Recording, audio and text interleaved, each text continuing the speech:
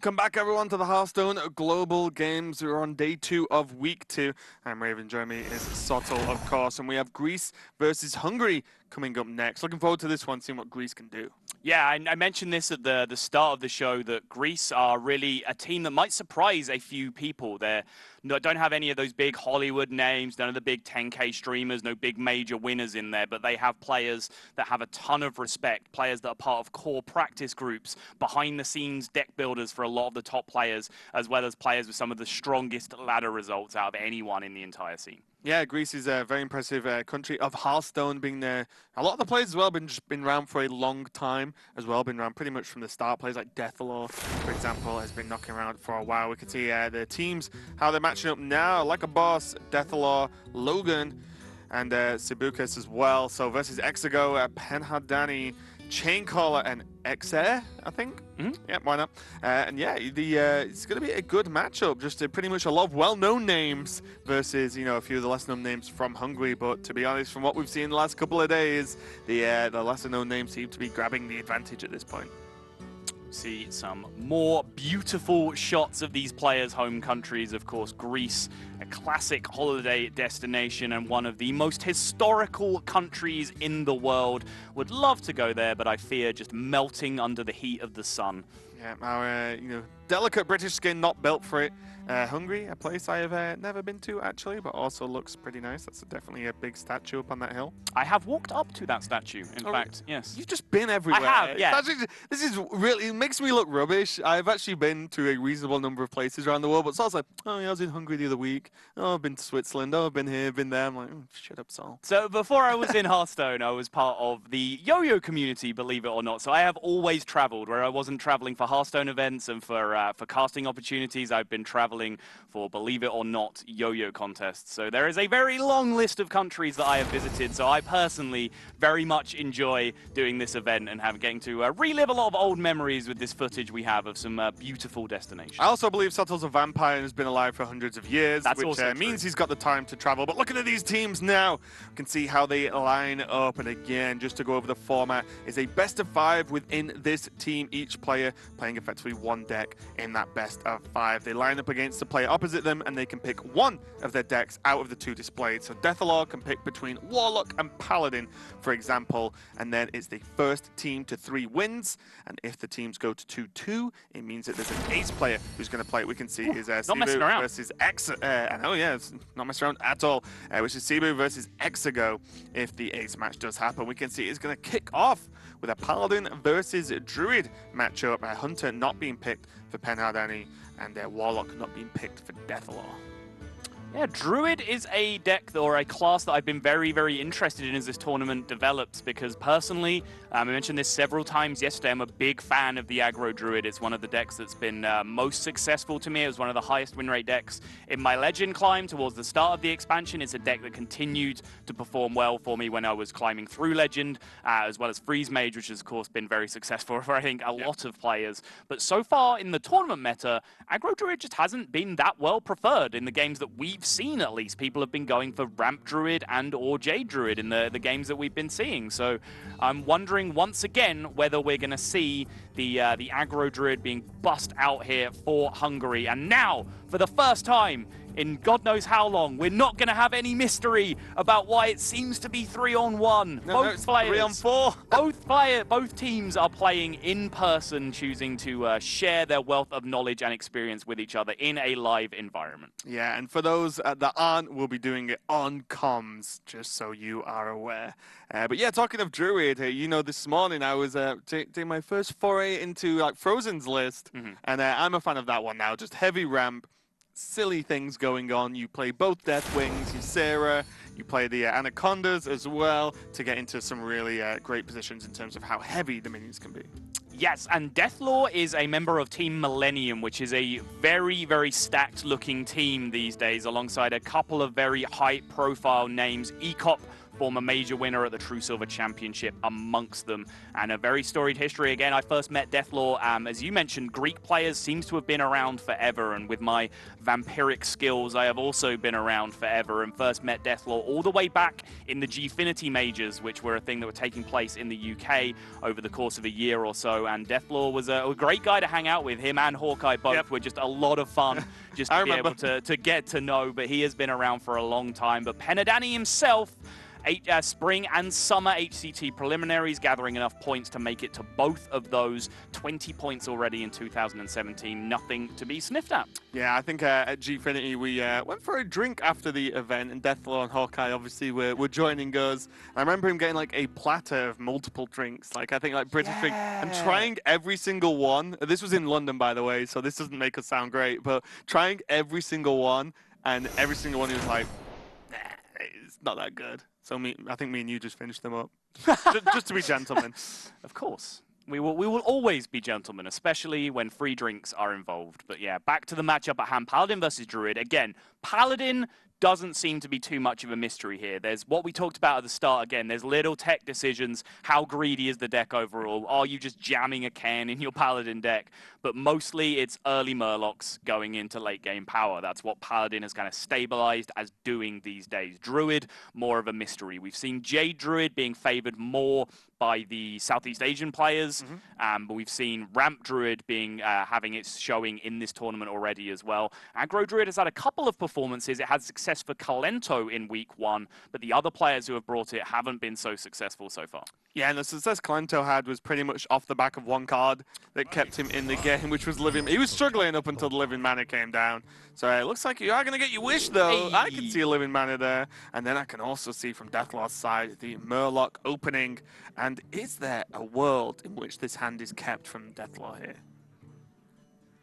It's ambitious. It's ambitious. It's a little bit slow with no one drop if you're expecting Aggro Druid, because if you're going first, you don't find your one drop. You then let them have one free turn to develop. You then just play a 2/2, and then they have a second turn to play charges and a buff, for example. It's what you expect, right? Yes. From the Druid, because if you're against Ramp or Jade Druid, suddenly this looks okay. You know, you can actually just pile on a reasonable amount of pressure without really, making your hand too crazy there, and could win off the back of this. But looks like the Greek players are having in-depth discussion, as are we. I don't think this is a straightforward keep on. I don't either. No, I agree. I think, yeah, this is probably what I would have ended up with, really greedily looking for that one drop. And now that they're playing Galaka Crawlers as well, that makes a lot more sense, because that's even more insurance that they can find against an aggressive start from an Aggro Druid, which of course does play those 2 pirates in the form of Bloodsail Corsair and Patches. Yeah, we'll see how it starts here. We can see one of my favorite cards, of course, Enchanted Raven, going to be played as the one drop. And are we going to see Innovate? Are we going to see Coin? Because this could just go off here. It could be Coin, Corsair, Innovate, Runt. Is there any reason not to? Finger is a reason not to. Okay. Innovate, I think when you have Innovate in your opening hand, you always get a little bit greedy with your mulligan to look for Finger, because that's so devastatingly powerful. You saw them throw away a very solid Innovate play in the Shell Shifter, just to look for a more greedy push, but yeah. Even this Smoke line. I mean, sure, that doesn't look too bad, but there's about to be a 3/4 hitting the board, which actually contests this board shape extremely well. The 2/2 and the 1/1 don't answer it at all unless there wants to be a hero power, and then otherwise it's contesting the 5/2. So this might just end up having to be a hero power pass turn for Hungary, because Mark of the Lotus doesn't really improve your prospects that much either.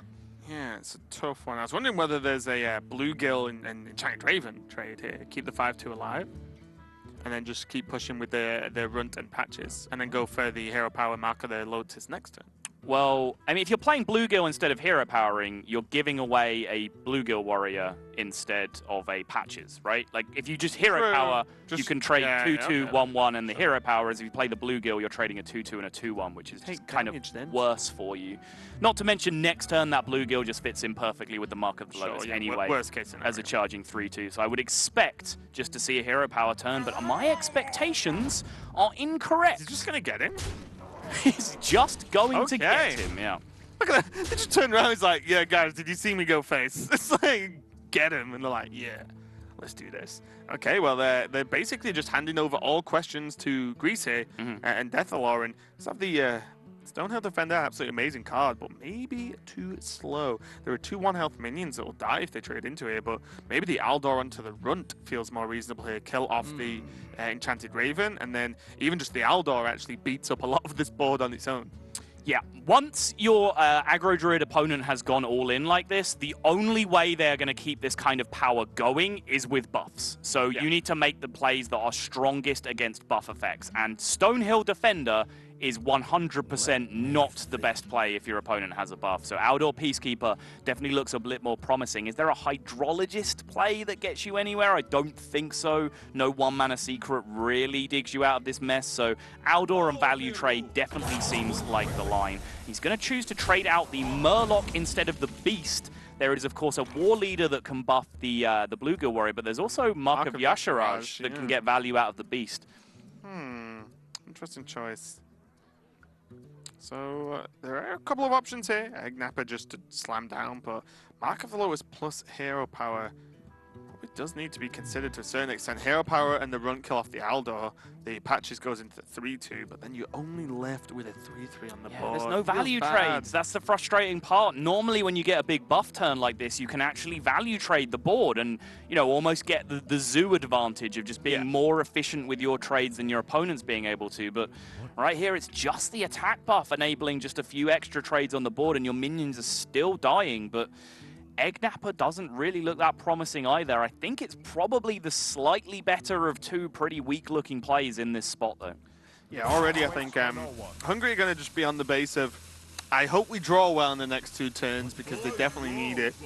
If this board gets cleared up and they just draw like more buffs, Savage Draw, for example, they're in trouble actually because we're getting to the turns now where Paladin can really stabilize. Yeah.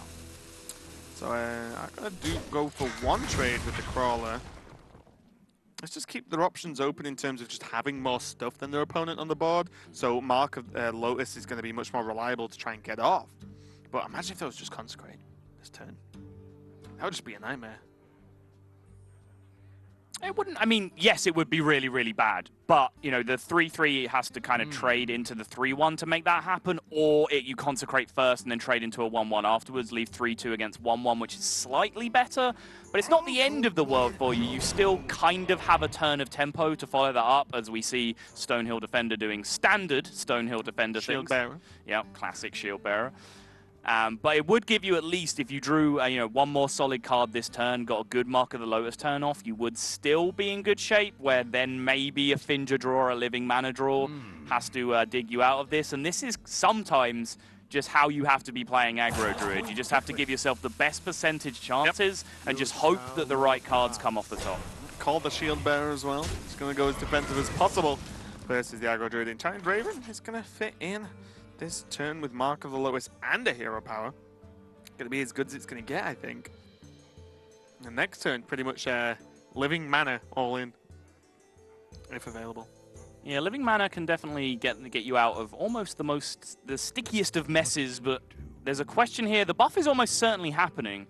He can use the buff to value trade 4-2 into 1-4, or he can choose to trade first and get the extra buff essentially on the 1-1 tokens that come out, have multiple minions then that are contesting the 3-2. It looks like going to choose to buff first, which was my initial instinct, but then, you know, just the back of my mind caught the opportunity to buff the 1-1s, but I think this does end up being stronger in the long run. Yeah, this kind of directs an attack. Well, if the clean kill is done on the Raven, you're actually presenting more damage with the Eggnapper anyway, even though you actually do more damage because the Raven's on 3 health as opposed to 1. Sure. So it kind of asks an awkward question of Greece and how they're going to deal with this. Now, True Silver Champion, though, helps. Or he could just slam down Kodo to kill off the Patches this turn. I wonder. I don't hate it. He can go Kodo into True Silver Hydrologist on the following turn, then have War Leader plus something to fill in 7, potentially buffing the Hydrologist, and then he has Drake on 8. That's the immediate way that I can see this hand curving out. Yeah, even Kodo onto Patches and then trade the Aldor into the Raven means that, yeah, there's a 4-1, but then you're Hungary are probably going to hero power next turn, but if they have Living Mana, then suddenly that trade's kind of awkward. Yes, and also, you know, you're leaving a 4-1 on the board isolated against a 3-5, and your opponent's hero power is already earmarked to go into this 0-1 Shield Bearer, so it can't trade up in that effect. This is definitely the play I like, looks solid, and that is not at all what Hungary need in this spot. Do you have a Savage Roar to clear the board? Is it getting any better? That's the question. Probably not. Well, still pushes forward to face. Yeah. Savage Roar is probably just the I hope I draw something in the next few turns. Be interested to see how the rest of the Druid deck is actually built. Valfin, not going to get too much work done, although Valfin plus Hydrologist plus Hero Power plus Secret could set up a very, very nice War Leader turn. No Noble Sacrifice, which I think would be the #1 pick for them here. They're not too concerned. Obviously, Noble Sac in general is terrible against Druid, because they can always just hero power it down. But in this position, when you have already reached this point against aggro Druid, they're not getting the board back unless they draw Living Mana. That's the one card that can get them the board state back. So you should be purely concerned with just protecting your health total. Anything you can do to gain an extra point of life or two over the course of the game should probably be your #1 priority. Yeah, and Repentance being picked up there because we can pretty much tell from the way Hungary have been playing this game that they don't really care about trading. And so Redemption not going to get much work. Yeah, sorry to cut you off, but look at this. Exactly what I was talking about. Standard value play dictates that you true silver the 4-1 and then keep more health on your Kodo with the trade. But Deathlaw and Grease choosing to get hold of... God, I forgot about the Shell Shifter. The answer to the question of does Savage Roar get any better is a very emphatic yes when you are playing Shell Shifter in your deck. So that's that combo of cards is 10 along with Hero Power from hand. So, I mean, just go face, right? Push for 2. Does it ever make a difference? If you push 2 here, he's at 12. He swings for True Silver, he's back at 14. You have 10 with Savage Roar Hero Power, which means if you then draw Bluegill Warrior... Or second Savage Roar. Right. Then you are pushing an extra 4 damage. That sets up lethal. I think face is, in fact, the place. I think what's important is what difference does trading make? Yeah, very like, oh, okay, 3 damage when you're on 32 health. Sick. But yeah, I think you actually push face due to the outs it gives you. And also, trading at this point, Hungary have had multiple opportunities to try and trade the game and build it like that. They didn't, they've gone face. And I feel like when you commit something that strongly, you keep going. Because if you try and bail out, you actually just make the game worse for yourself a lot of the time. It is just Bluegill Warrior, by the way. There would not be enough mana for double Savage Roar and a Hero Power next turn. So he would be 1 short. So it would be Bluegill Warrior, Savage Roar, Hero Power for exact 14 next turn. That is the only out from this position. Unless there are some other weird inclusions in this deck that I am not accounting for. Sure. Unless the True Silver goes into the 1-1. I think based on the play last turn, with the extra life preservation of taking the 4 damage on the Kodo, there is no way we're going to see that happen from Grease. Although what we might see happen is the War Leader into the Megazord to try and get Taunt. Yes. Then that'll get Taunt across 2 minions, and the 2-2 would be buffed, which means it would have to be pretty much killed beforehand in terms of the War Leader. It's not going to go free, it's actually going to put more minions on the board. The presumption that Swipe isn't a card, I imagine, in this deck.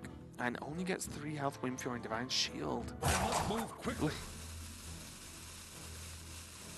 So if he takes Wind Fury, I can't count this too effectively because the options are in the way, but if he takes Wind Fury and pushes all the damage this turn, he then has War Leader for the next turn on a bunch of Wind Fury Murlocs. 22 damage. That seems to be the thinking. So yeah, the swing goes to face. It is Bluegill Warrior or bust. Already one been used. We wait for these attacks to go through. That is the wrong Murloc, Hungary. You see the reaction. I think they knew exactly what was up as well. They were playing to that same out. And now, next turn, is the Wind Fury War Leader lethal from this position? Well, I was going to say, for Hungary's sake, I think they actually consider just War Leader Hero Power face pass. You need to keep the Stealth minion, because you need that Savage Roar damage. Agreed, yes. And it gives you 1 more out. But we can see there's a Primordial Drake, which is going to lock out the game next turn one way or the other. Yeah, so there would be, what? There's a 3, a 4, and a 3 next turn. So that is 6, 12, 20 damage just from the Murlocs. And then the 3 and the 5 going in as well. Yeah, it's 28 in total. So War Leader would just be lethal if no trades happen. Megasaur, you brutal beast. You are not gentle in any way, aspect, or form. It is kind of a misnomer, isn't it? Yeah. Gentle Megasaur. Although he's gentle, it's the Murlocs he makes murderous. He is a gentle, caring dinosaur who is selfless and gives over the power to other beings. Murlocs at best. It looks like it is going to be the hero power onto the hydrologist to try and reduce some of this damage down. Which wouldn't matter anyway, because now the Savage Roar hero power does do it. Yep. So hero powering this turn, unless there's a another heal, another true silver or whatever comes down, wouldn't make much difference. So now where are we? We have 6, 12, 19, 24 going in again, right? It's still lethal from this spot. Yeah, so we 3-6 from the Vilefin, 9-12 from the token, and then 15, 20. Oh no, is he one off? No, he can rock He pull, can right? rock pull Hunter for 2 extra.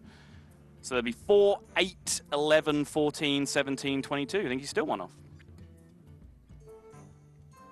Wow, that hydrologist knocking out 4 damage is pretty big. Well, it's actually more, right? Because the war leader buff. Yep. So it looks like, I mean, Primordial Drake still kind of locks this game out. A little bit frustrating that it kills a lot of his own board anyway. Right. And doesn't actually clear up the Shell Shifter, but I believe it's going to be the best / safest option here. Yep, great sequencing here. 1 to face, puts the 1 into the War Leader to clear that out, finishes his other attack, sweep it out, and look at Like a Boss. We saw this, the wave from Like a Boss. At HCT, he threw that out when he was playing. Whenever he felt a game was locked out, he gave a little sarcastic wave goodbye to his opponent, and it appears that HGG is no different. Very confident man, a very expressive man. We'll be looking forward to seeing more of him as this tournament progresses. Yeah, I think he's coming up next as well for Greece, as far as I can recall. So, yeah, good win there for Deathlaw. The aggro druid just not getting it done, and I can see from the corner of my eye that Like a Boss is not coming up. According to what I wrote down, it's Logan. So we will is he third? Am I just making things up? I don't know. I didn't get that far. They went through the class selection so quickly, I didn't get a chance to make full notes. I'm just lying. He's just fault. I was wrong. The only further wrong I could be is if he just wasn't on the sheet for some reason. He's just hanging out with the Greek guys. But yeah, it's going to be Logan coming up next to try and give Greece a 2-0 lead over Hungary. He's going to go up against Exegeo. And it is going to be Rogue versus Shaman. And yeah, the Hunter has a potential choice for Logan, but I believe if you're probably going to be pretty confident in the Rogue Mirror, regardless, because it's either a mirror or against Miracle. A lot of the time you can just kill them if you're against Miracle anyway. So probably just the most confident pick overall, is Hunter can actually struggle quite a little bit versus Shaman a lot of the time anyway, because of that high AoE power that they actually have. Yeah, and we've seen Hunter, in general, I don't think Hunter is one of the most powerful classes. Don't get me wrong, it's a lot better position than it was in the previous metagame. You can play it and actually hit Legend, which, Zalay, who was one of the most strongest players in the world, proved how much of a struggle even that was Didn't he try Reno, though? In the previous metagame. He tried about 15 different Hunter decks, and just none of them were putting up good numbers. But this, this is a very playable deck and a very strong in certain matchups, but although it's not right up the top of the tier list in the current metagame, we're seeing it's quite a crucial class to position correctly in your lineup in this tournament, because that Hunter can really put the fear into your opponents as to be picking classes like Rogue against it, which means sometimes just by having Hunter in the right spot, you can get through a whole series without even having to come up against Quest Rogue, which is a huge plus for you. Yeah, and Exego as well, his opponent, we've actually met.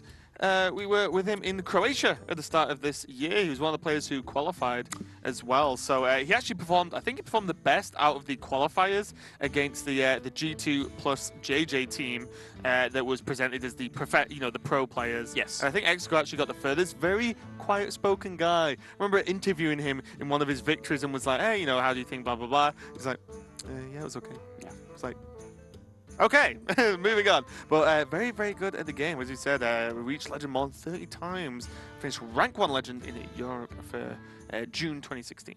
Yeah, very, very impressive player, but the hits keep on coming for Greece. As we mentioned, there are just an entire roster of very, very powerful players, and Logan is no different.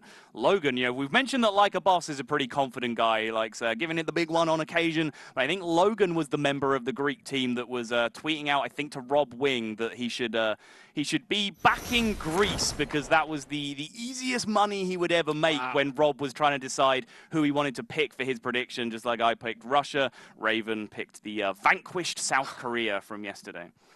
Yeah, some of us didn't go for all the easy picks, unfortunately. But yeah, you know, Logan, a very confident player. We'll see if he can back it up, though, because that's the trick. I love someone who wants to throw a bit of smack talk around, be very confident, but you have to back it up, and he's going to have to do it against Exigo, who I believe on the team is actually one of the more proficient players, and in terms of the competitive background. Oh, for sure. Yeah, absolutely. But yeah, it's back to Logan. You know, there's nothing wrong with confidence if it's an accurate reflection of how good you are. There's nothing wrong with knowing how good you are. It's when you have an inflated opinion of how good you are that you start. So why have you got loads of confidence, Saul? There you go.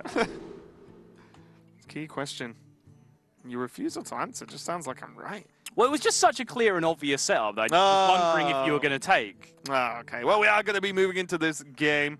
It's going to be Quest Rogue. I believe Logan played this last week, I think, as well. So probably going to be a fairly standard build. And Hungary going with the Shaman, but with a good old 4-mana 7/7, or as its actual name is Flame Wreathed Faceless in hand, combined with a Mana Tide Totem. Not a combo we see too often. It is. It's a mishmash of cards for sure, but the Shaman metagame has changed enormously, perhaps more than any other class in the game. Shaman have had to react to the standard rotation through the fact that, you know, Totem Golem, Tunnel Trog, all these core cards have kind of bitten the dust.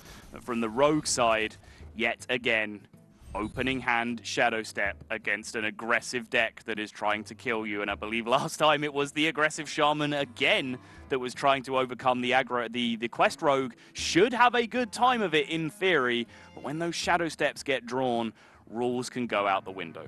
100%, especially because there's a follow-up Novice Engineer, which is really nice to help with cycle and actually just keep the juice going. But Novice Engineer is normally the card you actually want to bounce. You want to bounce a card that has an effect, even though it's slightly more difficult because of the increased mana cost versus Swashbuckler.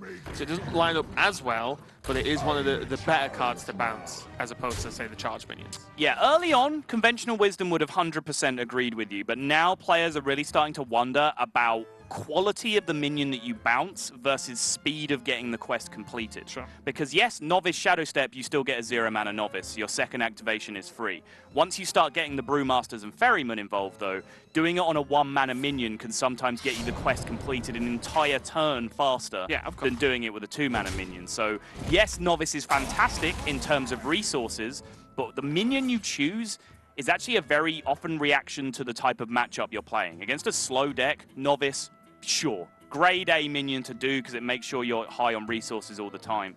Now that he's seen Bloodsail Corsair come out from the Shaman, Logan and Grease will understand they don't have all the time in the world, so we might see him go off with a faster minion like the Swashbuckler instead. The downside, as I finish this incredible run-on sentence, of doing it with Swashbuckler, however, is something that I talked about in the previous matchup, which is you pull patches from your deck as a 1/1 instead of a 5/5 as you could later if you do it after the quest. Yeah, definitely a lot to consider in a deck that has pretty much been panned as the easy deck to play, at least at an entry level, as the Quest Rogue. You know, like what it does is reasonably straightforward. You have a direct tactic of bounce something a lot of times, then suddenly 5/5s. But you know, at this point there are further intricacies that make the deck a little bit more difficult to play if you're playing at a very high level against high level players. It's an incredibly hard deck to play optimally. I mean, let's put that out there straight away. I think the issue with the deck, if there is one, is that, you know, once you reach 70% proficiency with the deck, how much does your win rate actually improve between being 70% proficient and 100% proficient compared to how much your win rate improves if you draw Shadow Steps? Going to be that proficient with the deck that you do draw those Shadow Steps, and we can already see the decision that is being made by Logan and Team Grease that Shadow Step is going to hit the Swashbuckler, as you said, the cheaper minion to mess around with when it comes to bouncing. No other bounce effects live, though, currently in hand, but with Cold Light Oracle and the Mimic Pod, there is a huge opportunity to draw into them very, very quickly indeed. Yeah, Cold Light Oracle is a very, very scary card to play against an aggro deck, though, because you're often, when you've got a good start against aggro, you're quite often able to get the board back quick enough. But the problem is how much damage gets pushed through before that. So quite often, if your start as the Quest Rogue is strong enough, the aggro deck is then on a dream of just drawing enough straight burn damage. So Cold Light Oracle is just going to help them do that.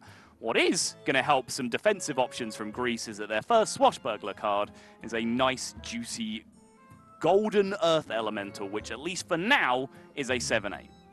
Yeah, will be a 5-5 later on if it's going to come to that, but probably not even going to be played if it gets that late in the game. As a 5-mana, 5-5 taunt. Not what you want to do with this deck in general, and that was Logan just gave us a heart. I'm choosing to believe it was to us. But yeah, that was kind of scary coming from Logan, to be honest, but thanks, friend. All smiles for now, but there is a 7-7 hitting the board. Let's see if he's still smiling after that. And just a little flicker of concern now hitting the face for Logan representing Greece. And Hungary establishing themselves as the aggressor, but still this is the fear that Quest Rogue puts into you.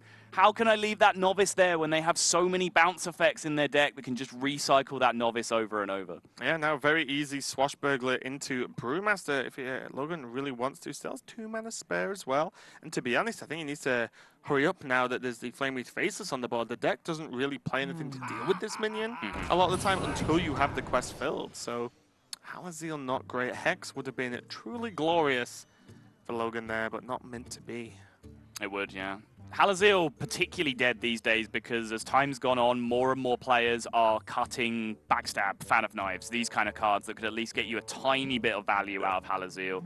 They're just all in on putting as many quality minions to bounce as they can in their deck, and there just aren't room for those anti-aggro cards these days. It's going to be the Brewmaster. I imagine we are not going to see it played again this turn. A dagger up. Logan's like, okay, hit me in the face for 7. It's a 2 out of 4 currently for the Rogue quest. Time to get you. Yeah, this could kind of spiral out of control, to be honest. If the Earth Elemental comes down next turn, then there's still a lot of burn available and a 7-7 on the board for Exego. And also, if the Earth Elemental comes down, it dramatically cuts into what's available to do for Greece in the following turn as well. Yes, it does.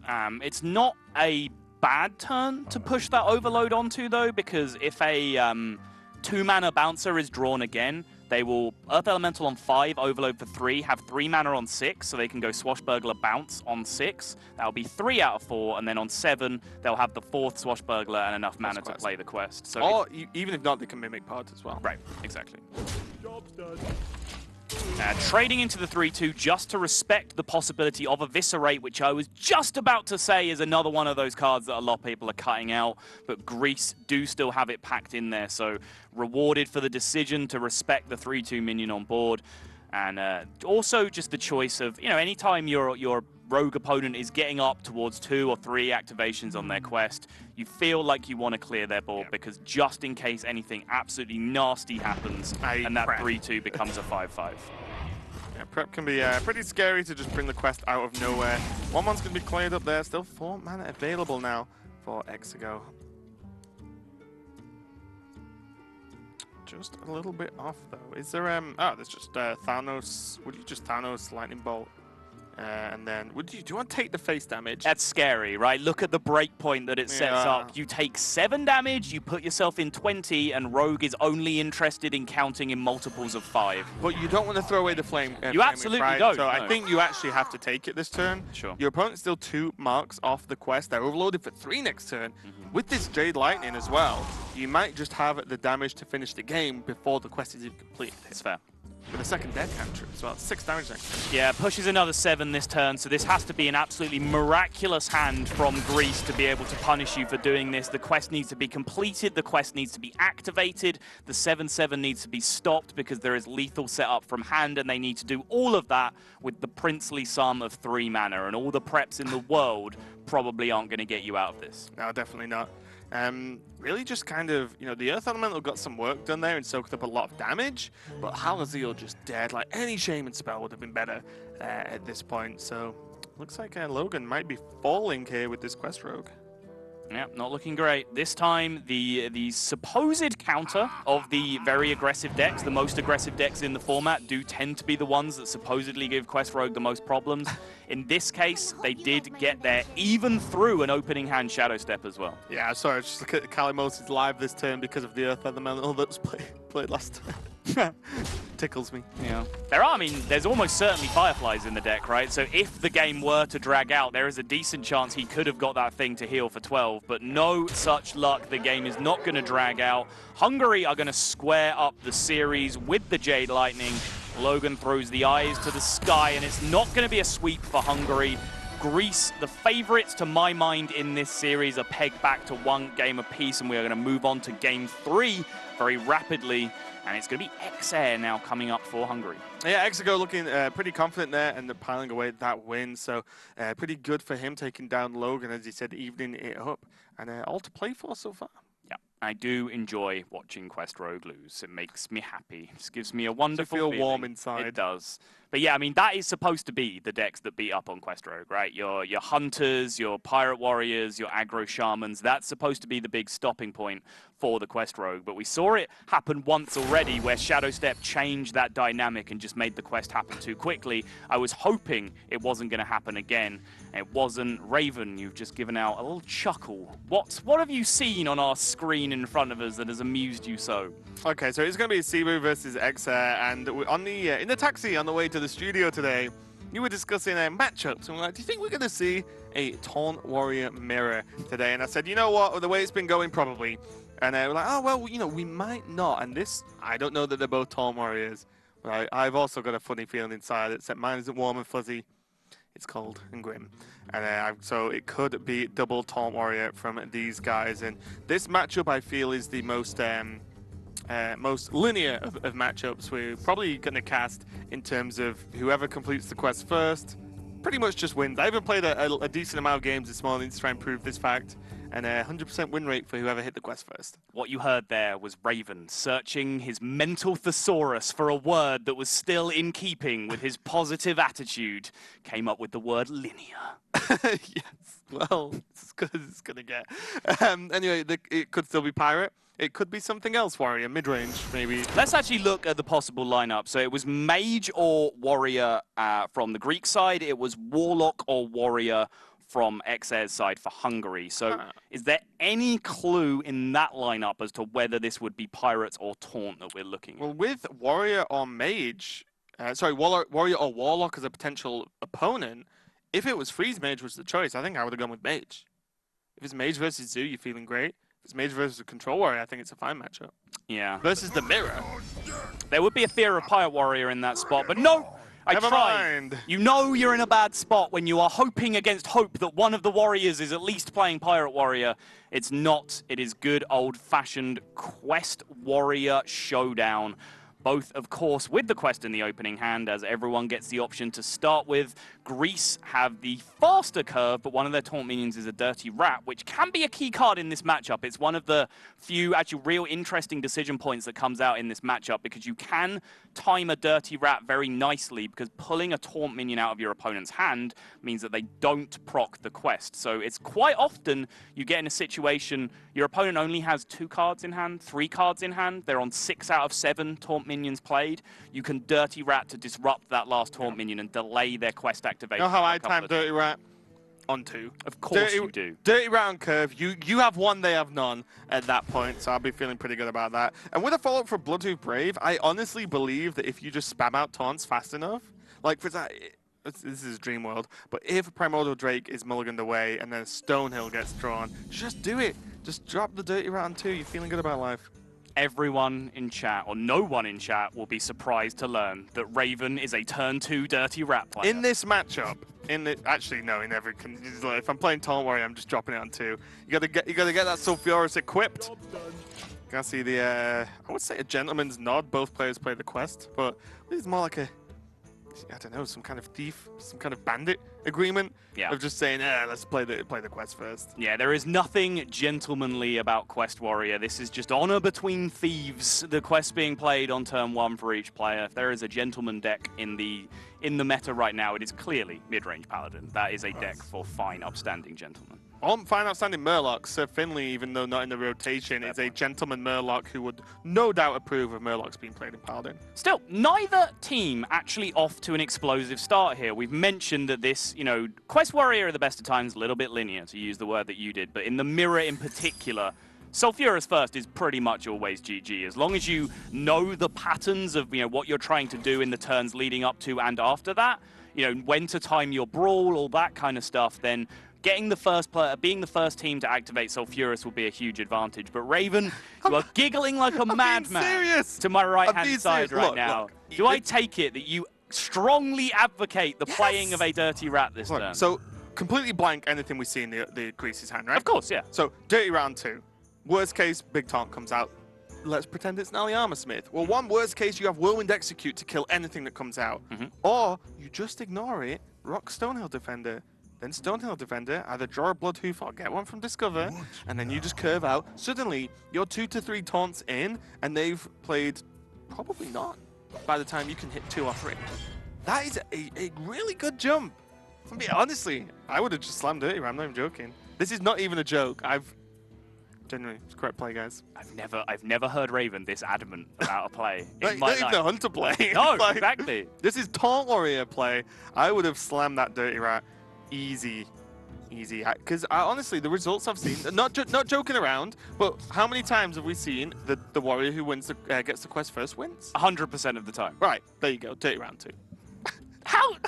What? It's the taunt curve. There is a slight disconnect between those two statements. But yeah, it would have worked out very, very well in this situation because there is Ali Armorsmith and nothing else in hand. Ali Armorsmith isn't actually a big punish. It's unpleasant, but it's not, you know, a huge 5-5 or 3-6, which can actually put a rush on you once it breaks through your Dirty Rat. And the armor gain is actually quite insignificant in this matchup as well, because the Ragnaros hero power just beats you. Right. It doesn't really matter even how much health you've got, because it either gains board control or health pressure one way or the other. Let's see the options here. Now we can double Dirty Round 4, I'm just saying. Raven, I hate you so much. It's a sweet curve. I actually would take the Dirty Rat, not because I'm necessarily would you play them slamming both on 4? Not because I'm necessarily slamming them, but they are useful cards just to exhaust resources from your opponent. Because like I said, in this matchup, ratting to pull a Taunt Minion out the hand and onto the board is actually a resource gone, because bodies on the board are irrelevant in this matchup. The only thing that matters is that number that's underneath that exclamation mark above your head. Well, pulling a Taunt out is going to be great for resources. Doing it twice in one turn, even better, as far as I'm concerned. Please be quiet, Raven. Well, honestly, the benefits of the Dirty Rats, and none of the minions that you're going to pull, trade into them. Right? So it's not like you suddenly take 8 damage if you double Dirty Rat, right? Yep. I agree. They're not going to die unless it's trade, sleep. And then you're like, well, okay, well, there's his turn. He's still not developing a taunt minion if he's doing sleep with the fishes and trades. Yeah, I mean, okay, so the merits of early Dirty Rats, you can pull Stonehill Defender out of your opponent's hand, which is a huge upside as well. Once this turn passes, they will see that there is no Stonehill Defender. Acolyte of Pain is a good pickup, though, but... All right, Lycabas is a big fan of that Acolyte draw. A big fan of the Acolyte draw, it looks like. He is an extremely happy man. But yeah, the Rats, like, in the real world, if we're being results-oriented, would have been fantastic this game, because there is one Ali Armorsmith and nothing else in terms of taunts on board. So if you'd pulled the Armorsmith out, your opponent would just be running dry for potentially 2, 3, maybe even 4 turns. Meanwhile, you would just be ramping up your quest and getting there. The difference is that there are a lot of other draws where they have several taunt minions in hand, and that the Dirty Rat does just give them a free early minion, and it doesn't ever really disrupt their curve. They still have the right number of taunt minions to be able to continue to play 1 a turn. Yes, rat him. Okay, well, we've got an easy execute target here. Again, the armor completely insignificant. Yep. The Acolyte is going to get a nice trade, though. But again, this rat's probably just hanging around for a while at this point. Bloodhoof Brave, exactly what Grease needed to just get something on the board here. Yeah, still have a draw off the Acolyte here. Potentially can get as many as 3 in this spot, although I'm sure Hungary, if the Bloodhoof Brave is dropped, will trade the Stonehill Defender off the board. It does have the downside of enraging the Bloodhoof Brave, but I think that's less of a risk to you than leaving the 1-2 around to continue to trade your Acolyte into, because this is a downside of this deck that I've never really heard anyone talk about. But, like... Everything's got taunt. Everything has taunt, which means essentially nothing has taunt. And you really don't get to play any combat tricks. You don't get to force trades in particular places. Your minions just your opponents always have free choice of which of your minions they want to trade into. As Grease attempts apart from face. to Acolyte face that turn. We got sweet 1 damage. I love Grease. They're fun. Grease, they are honestly, out of most, like, of all the players I've hung out with in terms of, like, nationality groups, Grease is up there with maybe the Russians for how crazy they are on a night out. Yeah. Okay, well. 5 drop on 5, Revan? 5 drop on 5 soul. All right, let's do it. Double 3 drop on 6. Just double shield block into Curator and Sargoth. Why not? Let's just make it 7, 8, 9. Just considering what they want to do with these attacks, this is the dilemma I talked about the previous turn. Enraging the Bloodhoof Brave is pretty miserable because the 5/5 then just pretty much runs over your 2/6 Dirty Rat. Even the 3/6 Hatchling that you're playing as well just picks up an incredible value trade if you enrage the Bloodhoof. But is drawing extra cards off the Acolyte really any better than that? I actually think passing is better here. You need to kind of buy a stall turn anyway with the shield blocks next turn. So I think if you pass, you let them draw 3 cards total, but you have, you actually form some semblance of board to like skip a turn to double shield block, potentially based off the draw. I don't like it. Think about the potential reads though. You've seen your opponent no early development, no Stonehill Defender on 3. You pulled an Alley Armorsmith out of the far left of their hand, and then they played a top-decked Bloodhoof Brave. There is a very good chance, based on those reads that you can put together, that the hand is just very dry right now on taunts that they can play.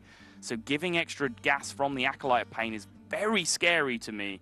But I do totally take your point in that they would lose the board in spectacular fashion here, even just to things like Ravaging Ghoul and Whirlwind in this case, to do that extra 1 damage to the 6 health minions. Yeah, I believe losing the board with nothing to play next turn, right, is the key issue. We were, talking about the board doesn't matter. Of course, in some respect, it does, in which if you never play a minion and they play minions, you probably lose, right?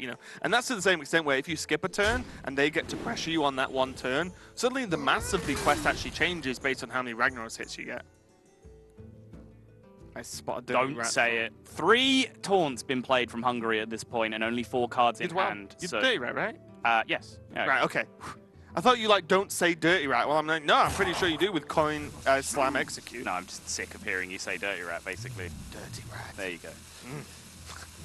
Gonna go with the Slam, lead out, of course, drawing first, just correct sequencing in this position. Primordial Drake being picked up, so they do now have some gas in the form of a couple of taunts. And looks like they are gonna hold back on the Dirty Rat in this spot and go with the shield block instead. They do have the Brawl in hand, so Dirty Rat in combination with Brawl is a play that's available to them. And as they started to draw and pick up those extra taunts in this position, that gave them the security of saying, okay, you know what, we're maybe not that far behind in the taunt count anymore. We do have a couple of plays coming up. We don't need to rush out this Dirty Rat anymore. And they have the built-in almost like wave clear style move before the Sulfuris comes out with the Dirty Rat Brawl as well, which is a common tactic we actually see for Control Warriors. Yeah, it's something that I mentioned at the start as well. I said that rushing to Sulfuris, getting there first is huge, as long as you kind of know the patterns that you go down when you get there. And a Brawl on the turn before you finish or the turn directly after is one of those things that you really need to look out for.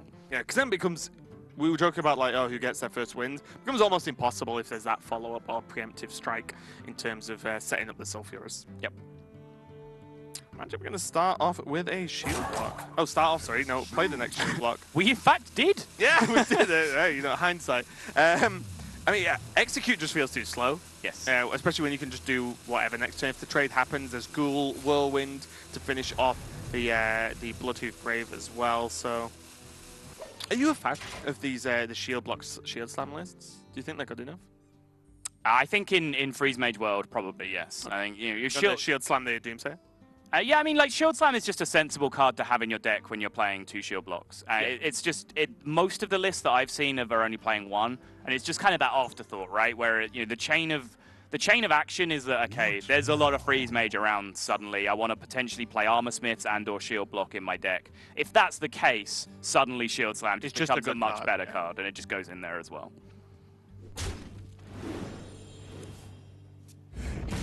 Don't.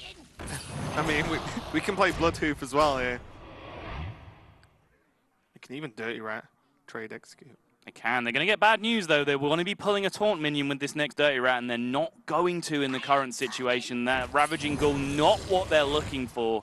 But still, this is the game plan now. You saw Lagabalsa's reaction to that as well. Not happy that the second minion was not a Taunt as well. They're really just starting to try and turn the tables here. Since they started this turn behind on the quest, they're trying to limit their opponent's quest activations by summoning their minions for them and not having them play them, which is the key distinction in a lot of interactions that you have to look out for in Hearthstone.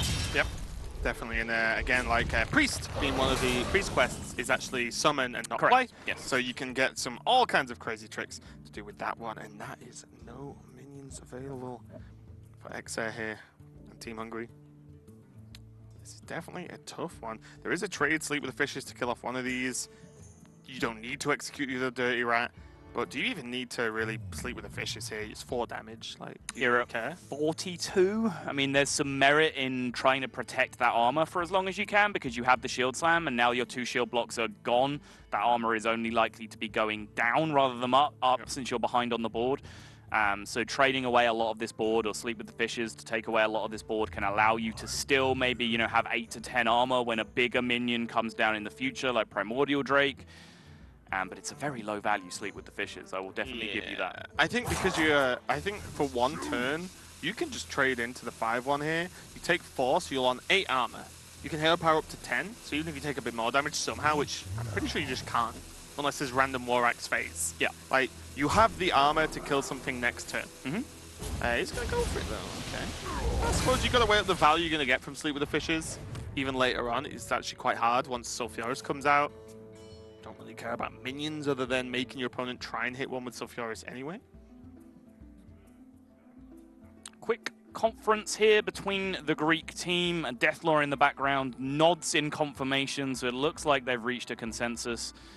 Looks like a fairly straightforward turn to me. Looks like Shield Block will lead out and then Bloodhoof Brave will just be dropped, but they may just be considering the option to coin the Primordial Drake. But once you've seen 2 Shield Blocks, you probably know there is a Shield Slam in the deck, so I'd be looking myself to just run down that armor a little bit before I drop the bigger taunts to the board, and having Bloodhoof Brave on the board next turn when you drop Primordial Drake is a huge upside because you get to enrage and push a lot of damage with the enraged Bloodhoof. Also as well, holding on to the coin can make Sulfuris turns that bit easier. A lot of the time there's a Sulfuris turn where you float 1 mana and can't hero power in the same turns equipping it, whereas holding on to the coin just makes that a little bit less likely to happen here. So he's going to go for the Bloodhoof and the Shield Block. Seems like they're very straightforward play there.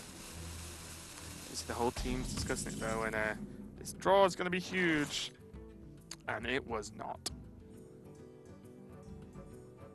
Can't believe it. Like, Greece have actually really swung this around. Hungary got off to, I think, a 3-1 lead on the taunt count, and now Greece have swung it all the way around to, I believe, now 4-3, if I'm keeping count. Note that Dirty Rat pulling out the last taunt in hand has meant Hungary has run completely dry from this point, and that's exactly what I was talking about at the start. The reason Greece have swung this game around is just really key Dirty Rat timings. They've put them down at a very, very awkward time where they've created a complete lack of resources in hand for Hungary. Yeah, really strong. I mean, you know, Hungary skipped on the double Dirty Rat turn 4 turn potential, and this is what they get, basically. I couldn't even give a straight face for that one. Yeah, Curator being picked up now for Greece, so... Only 1 draw, though, unless there is the Deathwing in the deck that we saw a little bit in week 1, but has faded away since they've already drawn the 2 Primordial Drake Dragons. Yeah, I guess you could hang on here for Curator. It is odd that if you play 2 and a Deathwing, you're right. You do get the Hatchling, though, which would be nice to follow up, but not really needed at the moment.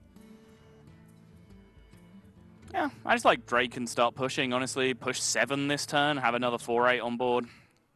Yeah, make your opponent need to hero power and shield slam to kill off the Drake anyway, and if so, well, guess what? The 5-5 is still knocking on the... Sorry, the 5-4 it'll be. The Bloodhoof Brave is still knocking on your door as well, so... Yep, I think the Drake's pretty straightforward. You can just wait with the Curator at this point. Maybe get a stronger turn later. I'm going to go Curator here. Let's see what they draw. Let's, you know, until we see the draw, I don't know how it's going to work out. So there's the... it was just the Hatchling. Yep, as expected. Maybe saving the Drakes for Executes. Possibly. And they have Execute Sleep with the Fishes in hand. It's true. Suddenly that becomes, you know, 10 mana either kill a minion and play a Drake, or 10 mana deal 3 to... Well, sorry, deal 5 to the board and play a Drake. Yeah, up to 5 now with their taunt count, a long way ahead now. They've forced themselves. Acolyte of Pain is a decent draw to go alongside the Ravaging Ghoul, but they would rather just be picking up the taunt minions directly now because they're not going to have enough mana to play a relevant-sized taunt at this point. They are just slipping out of range in this matchup, and as we've mentioned, when it's Sulfurous versus no Sulfurous, Die Insect versus no Die Insect, you can come back from the kind of position that we saw Greece in, where they're a long way behind on the counter. Once they actually get there, and then they have that hero power and you don't, very little way back. Yeah, we see the Whirlwind potentially being played here first. It opens up more options if you draw a taunt like the Dion actually. Oh, Ali Armorsmith. Very nice. On 5, so no surprise to see the Whirlwind first, just as that safety measure. You're probably just trying to draw as much as possible from this Acolyte, and it looks like they're even considering just maximizing the draws and building into a stronger turn next turn. Dion and Matriarch, okay. Double 5-drops now for next turn as well. Means that, yep, no surprise either to use the Shield Slam, because next turn will be the 2 5-mana taunts coming out. Yes. But that, I believe, will only be 4 and 5 for Hungary, so that only puts them back on parity with Greece now, who have another entire turn to develop taunts. No cheap taunts in hand for Greece themselves, so they will only be able to push themselves up to 6, but it still means that Hungary are lagging behind, even with the ability to play 2 taunts next turn. It's going to be a tough one, even though, you know, that was a reasonable turn, finally drawing into more taunts. Just too far. I mean, also just look at the hand size difference here. There's still easy answers: Brawl, Execute, Sleep with the Fishes, now Shield Slam. Even though the armor isn't that high, it's actually just high enough, to be honest. What now? Considering all the lines again, definitely one of the more talkative, more animated teams that we've seen, but no great surprise. As we said, we've both been able to hang out in person with both Lycabas and Deathlore, and they are both very, very energetic, animated people, so no surprise that this team has a lot to say in these situations. But it is now going to be Primordial Drake. Shield Slam was used. They've dodged the Shield Slam on one of the largest minions in their deck, but now the Brawl pickup from Hungary does mean they have to slow down on these Ali Armorsmiths and Dahon Matriarchs, but if the trade hadn't happened, it might have been one of the highest value brawls they're going to get. Since the trade did happen, probably just double 5-drop turn now. I wonder, actually. I was wondering whether it's War Axe into Drake, Execute, and then play the Ali Armorsmith to actually go up against Courier. 2-7 contesting 4-8. Is that really a world we want to live in? No, 2-7. Oh, you execute the 4-8. Yeah, 2-7 sorry, against the 4-2 makes a lot more sense. Yeah, right. Yeah, just because it's still not fantastic, but this Drake kind of needs to die at some point because you're so far away from the Ragnar's hero power. Right. I mean, from the other side, you can just play the 2 5-drops this turn. There's a good chance that the 4-8 just goes into one of them anyway, and then you just execute it next turn when you have more mana available. That's the other perspective on it. I can kind of see it from both sides, but I really feel like Hungary just need to start getting this done right now, because otherwise they're just going to be forced out of the game. So going for the Matriarch. Doing it kind of the other way, just using the War Axe to actually play off the Curator because it's low enough, and then just sitting the Matriarch in range. Essentially in range of their own Drake as well if they draw into one, if there's a direct trade. That's fair. Yeah, setting up a Primordial Drake turn of their own. Ooh. Now, Stonehill Defender means that they can get this done very cheaply this turn, as opposed to with the expensive taunts that they had in hand. Get that Public Defender on the go. I think Stonehill Defender itself is just number 7 for Greece, isn't it? Oh, is it? Oh, think sorry, so. I thought they were on 5. My apologies. Still pick the Public Defender, why not? 0-7. Gold Giant Footman. I'm revealing plans of my sick deck list I'm going to build. You are indeed. Yeah, there you go. Number 7 being activated. Stonehill Defender. We will wait the 73 seconds while the quest animation happens before we get to pick our Stonehill Defender card. And they're apparently invisible. Yep. We'll see what they pick in a minute. We unfortunately do not have... No, not even on my preview screen. I don't even have the options on my spectator screen that I can tell you about. But Diehorn Matriarch being picked up. Yeah, Diehorn Matriarch, a great value card as well, because once you have that hero power, it's really nice to just be able to keep chugging out more minions. Okay, got some Furious this turn. Shield Slam trade. Cash in that hero power. Did he fit it in? Should be fine. They look calm about it. Nice. It's not really a big effort. You can queue it up fairly easily just by mashing the button while the other animations are going on. Stonehill Defender now picked up. That would be a card they would have been longing for the last couple of turns. But now the Public Defender would actually be a quest completion this turn. That plus Armorsmith plus the 2-mana Taunt would finish the quest and push them all the way up to 7. But the time has potentially already passed. Yeah, it's going to be a rough one indeed, mainly because there is an Execute in hand, means even a Tar Lord this turn, which does survive the hero power if hit, isn't going to be enough because there's still minions on board. Yeah, P. Diddy wasn't a pick, so Public Defender. Wasn't a pick to be able to prop the quest here, so looks like Exa and Team Hungary are going to be in some trouble. And you can already, that one turn with the Sulfuris, you see how brutal it is. Yep. Just suddenly they're on 22. It's like, oh, hang on, you know, we were playing a gentleman's game of not hitting each other for most of the game. Yep. Suddenly they're on 22. There's still minions on board. There's a 4-attack minion, 4-attack weapon in hand, and a hero power again this turn to press. It's kind of crazy. The 1/4 can just go into the Tar Lord. Execute goes down. Drake clears up the Stonehill from Hungary's side, and then press that hero power and develop a Daihon. Yep, just forcing through. It's insane. It's insane. Forcing through an absolute ton of damage this turn. And you can see very quickly why there's very little chance of coming back when you're in this situation, when someone just beats you by 1 turn. Even if that previous turn, Exa had hero power, like unlock Sulfuris. That's 3 mana for the weapon. What does nothing to this board? Oh, sorry, kills the Stonehill. Great. And then hero power kills the Drake. Then there's no Tar Lord on board. There's just a Stonehill. Then the Ragnaros weapon kills the Stonehill on this side. Hero power again, develop a minion. Yep. So already that one swing turn of getting it just that turn before your opponent has such a huge impact. Never mind the situation Hungary are in where they don't even have their own hero power live yet. Yeah, but Hungary don't even have the luxury of only being 1 turn behind. That's what I mean. And that's what I mean. They're just ages away at this point. Yeah, exactly. So this is just going to be a futile attempt to scramble back to victory here for Hungary. What do you make of this play of the hero power before the trade with the Stonehill? I mean, they've held Execute, but because they had Sleep with the Fishes, I guess. But it doesn't matter in the long run, don't get us wrong. But to me, it just seemed a very easy just throw the 1/4 away. Yeah, I think Brawl becomes stronger now. With the, that's true, Brawl does become stronger, but with the War Axe in hand, I think either play was setting up lethal. Like, you didn't have to force the 8 from the face, 8 from the hero power through to the face to set up lethal, so I don't think there's anything necessarily wrong with it, but there's definitely something that comes out of a Hearthstone player when you are the furthest ahead in games. That's when you become the most pedantic about making sure you are playing 100% optimally, inventing crazy worlds where you lose. It's how do I lose as opposed to how do I win, right? Exactly. Yeah. And, you know, everyone has a different opinion as to how you're supposed to play in positions like that to close it out, but most likely what will have happened is that someone on the Greek team will have come up with an incredible fringe scenario where Greece lose this game, and this play plays around that eventuality better. Right, so we are going to see Brawl now. Stonehill lives. Justice. There we go.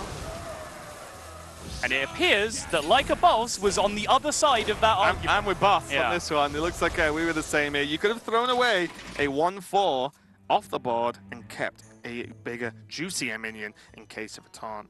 Yeah, I definitely get the impression based on Greece's interactions right now that there was significant disagreement as to the lines on the previous turn. Yeah, don't get me wrong though. This you know, the same thing can kind of happen again. The Stonehill can trade in, oh, my opponent gains 2 armor. Yeah. And then just execute hero power, drop the Daihon Matriarch, or the Hatchling, whatever you even feel like at this point. Probably doesn't matter in the long run. Look how animated they all are. Hero power happens first again, and Like a Boss again, he's not happy about it. Ludicrous! I think they're just messing around this one. It's very possible. Do you think they're having bets on where Ragnaros will hit, and they're just like, oh no? Yeah, they are fine, upstanding people who would do no such thing. Of course. Only friendly bets.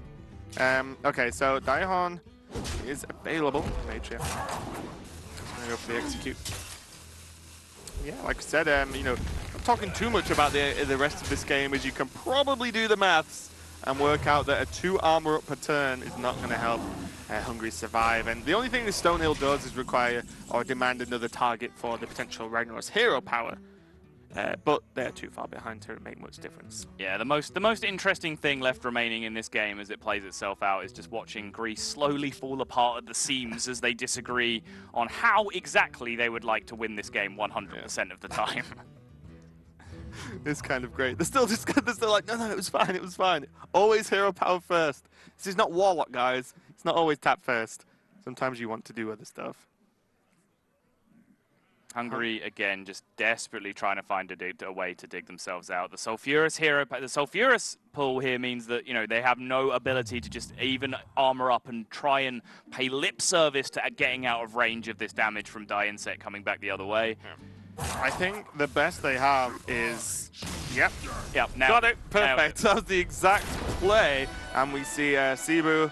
along with Team Greece, a very unified team, as you can see. Sure, yeah. You know, actually take the win there and go 2-1 up versus Hungary. And you can see already they're all you're talking about the game. They were in a lot of deep conversation during the match as well. So definitely going against Greece. That's one of the teams where you're like, these guys are together, this is going to be rough. As opposed to, say, the team's built up of players who don't really know each other that well. Yes, they're fully allowed to communicate between each other, but the communication won't be as strong as people who have spent a lot of time together before. Yeah, and on that note, I know Boss in particular, I interviewed him in great length and great detail when he came for his HCT championship event, and he was talking with great pride about the work that he does to try and bring the Greek community together. And he's even got an app put together specifically for the Greek Hearthstone community that a lot of them use.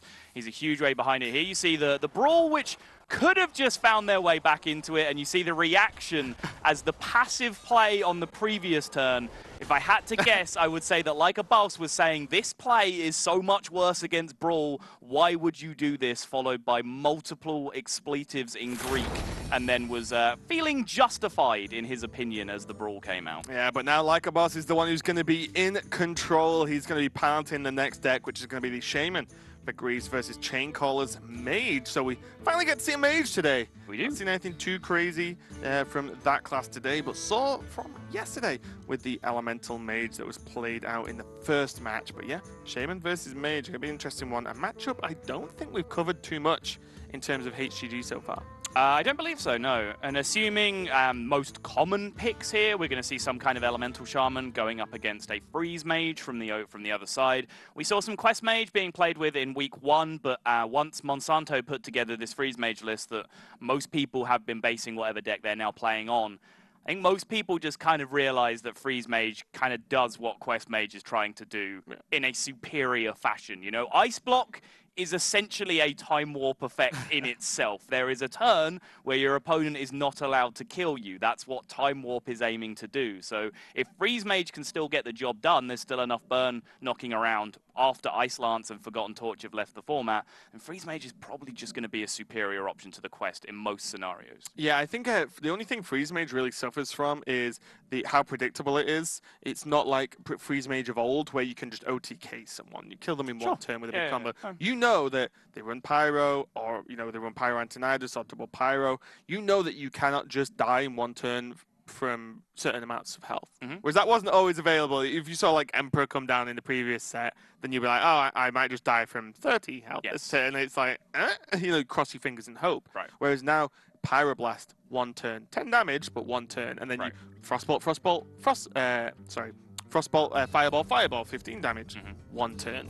You can very systematically work out the volumes of damage. The only thing there is sneaky primordial glyphs that can be Fireball, which is like, oh, okay. But other than that, there isn't too many different variations, right? With Ice Lance out of the cards as well. Yeah, if anything, it feels like the Quest Mage kind of fills that spot where there were some matchups back in the Kobold Ice Lance build where I will come back to this point in a second. Let's take a look at Like a Boss and Chaincaller here. Like a Boss, as I mentioned just now, was a competitor in the 2016 Europe HCT Summer Championship where I got to meet him for the first time. And there you go, active in the local Greek Hearthstone scene. And I mentioned he is very, very proud of it. He really does enjoy talking about the work that he does for the local scene. Yeah, I love the way that in TJ's notes here at the bottom, it says the misspelling of the word boss is intentional in Like a Boss's name. But in the spelling of Like a Boss in his notes, he's used a normal B and not the actual letter The like S set, yeah, the double S in Germanic languages. Yeah. Yeah, he probably couldn't find it on his American keyboard. There you go. No doubt. Probably couldn't work out how to do that. But Chaincaller as well has a reasonable number of HCT points. And it does believe... Wait, let me stop you right there. There is some conflict on Team Hungary. One of their players said that they do not like hearing Hungary jokes. And then Chaincaller says that even though Hungary is a small country, they have very skilled players that are hungry for success. Those two guys are going to have words with each other and figure out whether we are allowed to make Hungary jokes or not. I did think of about 3 so far today. There you go. So, but no, I've not used them, so I've been holding them back. So we'll wait to get permission for those ones. But yeah, you know, it's going to be the Mage versus the Shaman coming up. And you can continue. Yeah, back to the point I was making, which is it feels like Quest Mage kind of fills the spot where there were some matchups previously with Kobold Ice Lance build where you had to save for OTK. Yep. That was your option. New Freeze Mage cannot OTK. Sorcerer's Apprentice, Antonidas, Quest Mage can OTK. So it feels like if you're bringing Quest Mage, it's specifically for those kind of matchups that you're aiming at, and it is, in fact, going to be the Quest Mage. Yeah, Exodia version as well with the Molten Reflection. Looks like it's going to be also... Well, I'm presuming it is. It could still be Giants. But rare, less likely because we see the Molten Reflection. Yeah, exactly. The Molten Reflection is a kind of key nod towards Sorcerer's Apprentice ×4, then Antonidas and go. So yeah, that's going to be a joy to watch from here from Hungary, whereas Greece looks like it's so just at the moment at least sort of standardish mid-range, potentially Elemental Shaman, but Firefly is not a nod to Elemental Shaman, believe it or not. Firefly is just a card you probably play, especially along the lines of Flame Tongue, potential Bloodlust as well. Yeah, Firefly is just a nod to wanting a 1-drop in your deck. I talked about this yesterday, I believe, but you know, Argent Squire was being played in a few decks as a high-quality 1-drop. People realize that it just doesn't interact that well with Fireflies, and then by extension, the best way to counter a Firefly, if that's what you're looking for, is just a Firefly of your own. The card's just very, very powerful and very, very high value. And this is something that I was really interested in watching Amnesiac play in the USA's crushing of the United Kingdom in Week 1, is that he turned down a turn 1 Firefly to be able to use not only the main Firefly body, but the Flame Elemental as well as key Elemental procs on turns that he wanted to make that happen. Oh yeah, he held on to it, right? Yeah. And just waited and waited and waited to actually play them out. So, not always as simple as just Firefly on 1. But sometimes Doomsay on 2 could be. Always risky with Doomsay though against Shaman because Hex is so prevalent in lists as well that you can't rely on a Doomsayer going off like you can against some decks. It's pretty much like hope for it, which is why I actually don't mind this, because it's like, well, sure, Hex it. Like, that's your turn 3 gone, you've developed no more minions, great. Or you buy some time or devolve. Is this ever reasonable if you're against Quest deck? How many opportunities do you get? What are you going to Hex, right? Yeah. I mean, so it's a matter of mana efficiency, really. You can keep going against this Doomsayer, just keep the initiative, keep the tempo. You could devolve to save a mana and allow you to just develop another 1-drop. The problem is that 1-drop is a Flame Elemental right now, and you are holding on to that to be able to start your Elemental chain through Servant of Kalamos to Fire Elemental, pick up a Blaze Caller off the Servant of Kalamos. GG, everything seems rosy. So I personally, if you're going to kill this Doomsayer, which is a question in itself, would Hex it, and it looks like that's what's going to happen. Yeah, just going to gain the slight advantage there, because you don't want it to go off and just kind of waste a turn. Hex and develop anything onto the board, but it means your board isn't completely clear either. And now we start seeing some cycling to the power cards here in this deck. Kabbalah's Tome is a key one of your favorite cards, of course, so I feel like I need to mention every time that it does help in this deck quite dramatically, giving you 3 cards that can help towards proccing the quest. Yeah, finding the time to play it is crucial, though, and quite often what you'll see in the Sorcerer's Apprentice deck, which this now with the Antonidas draw is almost certainly 99.9% going to be the Sorcerer's Apprentice version, is you can actually fit that Kabbalist Tome into one of your 2 game-ending turns with the Time Warp. Because you have so many apprentices on board, you can cast Kabbalist Tome, and as long as your Kabbalist Tome doesn't hit, you know, Flame Strike, Firelands Portal, you get something cheap enough to be able to fit in and end the game. Yeah, very important as well that Hungary were on the coin, and the coin counts towards the quest, so that's one already given. These are some pretty cheap options here as well.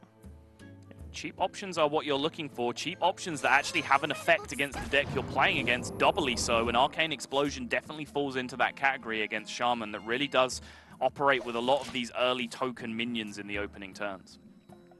Yeah, I'm just staring at Bloodlust at the moment. Yeah, 14 damage right now, so even this early on, we need to start keeping an eye on exactly how much damage that is going to do. Well, there's always the thought with Bloodlust where, do you just use it when you have a board? Because are you ever going to get that kind of value again? There's a potential for Coin Blizzard, there's a potential for Frost Nova Chains. You know, it's really difficult to work out exactly when it's optimal unless it's just lethal. I don't like it this turn. I mean, I like that point. I think that is a great thing to keep an eye on, but specifically in this situation, you have to Servant of Kalamos, because otherwise your elemental chain is just kind of in the dumpster. Right. Yeah, I mean, you could, if you Bloodlust this turn, you could just fire Elemental next turn, then go Servant. You could. So there are options. You're not completely locked out. But yes, yeah. Servant of Kalamos ASAP. Wow, this is something I definitely wasn't expecting. He's going to go out ahead and kind of a little low-pressure turn here, just paying some respect to that Arcanologist. It does slow him down significantly, so he is obviously looking at this the same way as you. It's now looking at a potential Fire Elemental into Kalamos turn most of the time. Second Kabbalist Tome now drawn. This hand needs to be emptied before it can be filled with Kabbalist Tome cards now. Sounds like a proverb. Your hand needs to be emptied before it can be filled. Forget all you know so you can learn. I think that's what it translates into sometimes. Easier for some than others. I mean, I know a lot of key stuff, so there's no point me forgetting my stuff. It's you and your southern ways probably need to be forgotten. What? What does that even mean? See? You not hit the right level of what's the word I'm looking for? Damn, debated. Yeah, a oneness to understand. So as of right now, there are 10 cards in hand. Arcanologist is going to draw another card. Babbling Book is going to draw another card. Coining them both is about the only effective way I can see to get cards out of hand right now, or coining the Ice Barrier has a similar effect. And there you see, as Raven mentioned, Coin did proc the Quest Activator, activating spells that did not start in your deck. The Coin is not a card that you choose to put in your deck, so it does count towards the quest count. Yep. The quest only being at 1 though this late in the game. It's not obviously that unusual. Yeah, it's not. This is not one that you rush out a lot of the time, because one, you need the pieces of the puzzle anyway, and currently Snow Sorcerer's Apprentice is available, or the Molten Reflection either, for the huge OTK. So it's about pretty much drawing your deck. You know, this is kind of like Freeze Mage, where you draw out your deck, then kill them with the combo.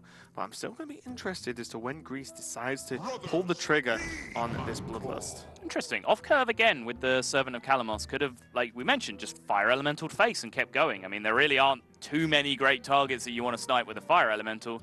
There's 3, yeah. Probably a second Arcanologist. There's Acolyte of Pains, but if Acolyte of Pains are getting played, they're probably getting pinged immediately for value. So interesting that they are just forcing themselves off curve a little bit here. But now with the board as wide as it is, Bloodlust is just becoming a terrifying prospect for Hungary to have to face down. Yeah, this Mana Tide as well has been getting work done for Greece. Just been on the board almost forever at this point, and keeping Greece's hand extremely full of options, and the pressure opportunities here to go against this Time War Mage. There's just not a lot of good options here, is there? I mean, Blizzard into Arcane Explosion actually at least deals with the Mana Tide as well, but not much else. Does reduce the board down to just 2 minions. Oh boy. This could be an issue. If the board state is not answered, as of right now, there is 5, 6, 7 damage in play, plus 18, that's 25. They would still live through Bloodlust in this position, which is crucial information. Damage, though. It is. This deck doesn't have a way to heal outside of Alexstrasza himself, but then suddenly, well, you combo. Oh, does it even run Alexstrasza? It won't, right? No, it doesn't run out. Yeah, if it's the Exodia version. Yeah, so it won't actually. So this deck has just no way to heal outside of Ice Barrier. One's already been played. The other one's just been played now onto the board. So it's an additional 8 health when the trades go in, but still, like, you go into turn 7. You go into just the later turns, the more draws from the Mage. Is your board ever going to be bigger than it is now?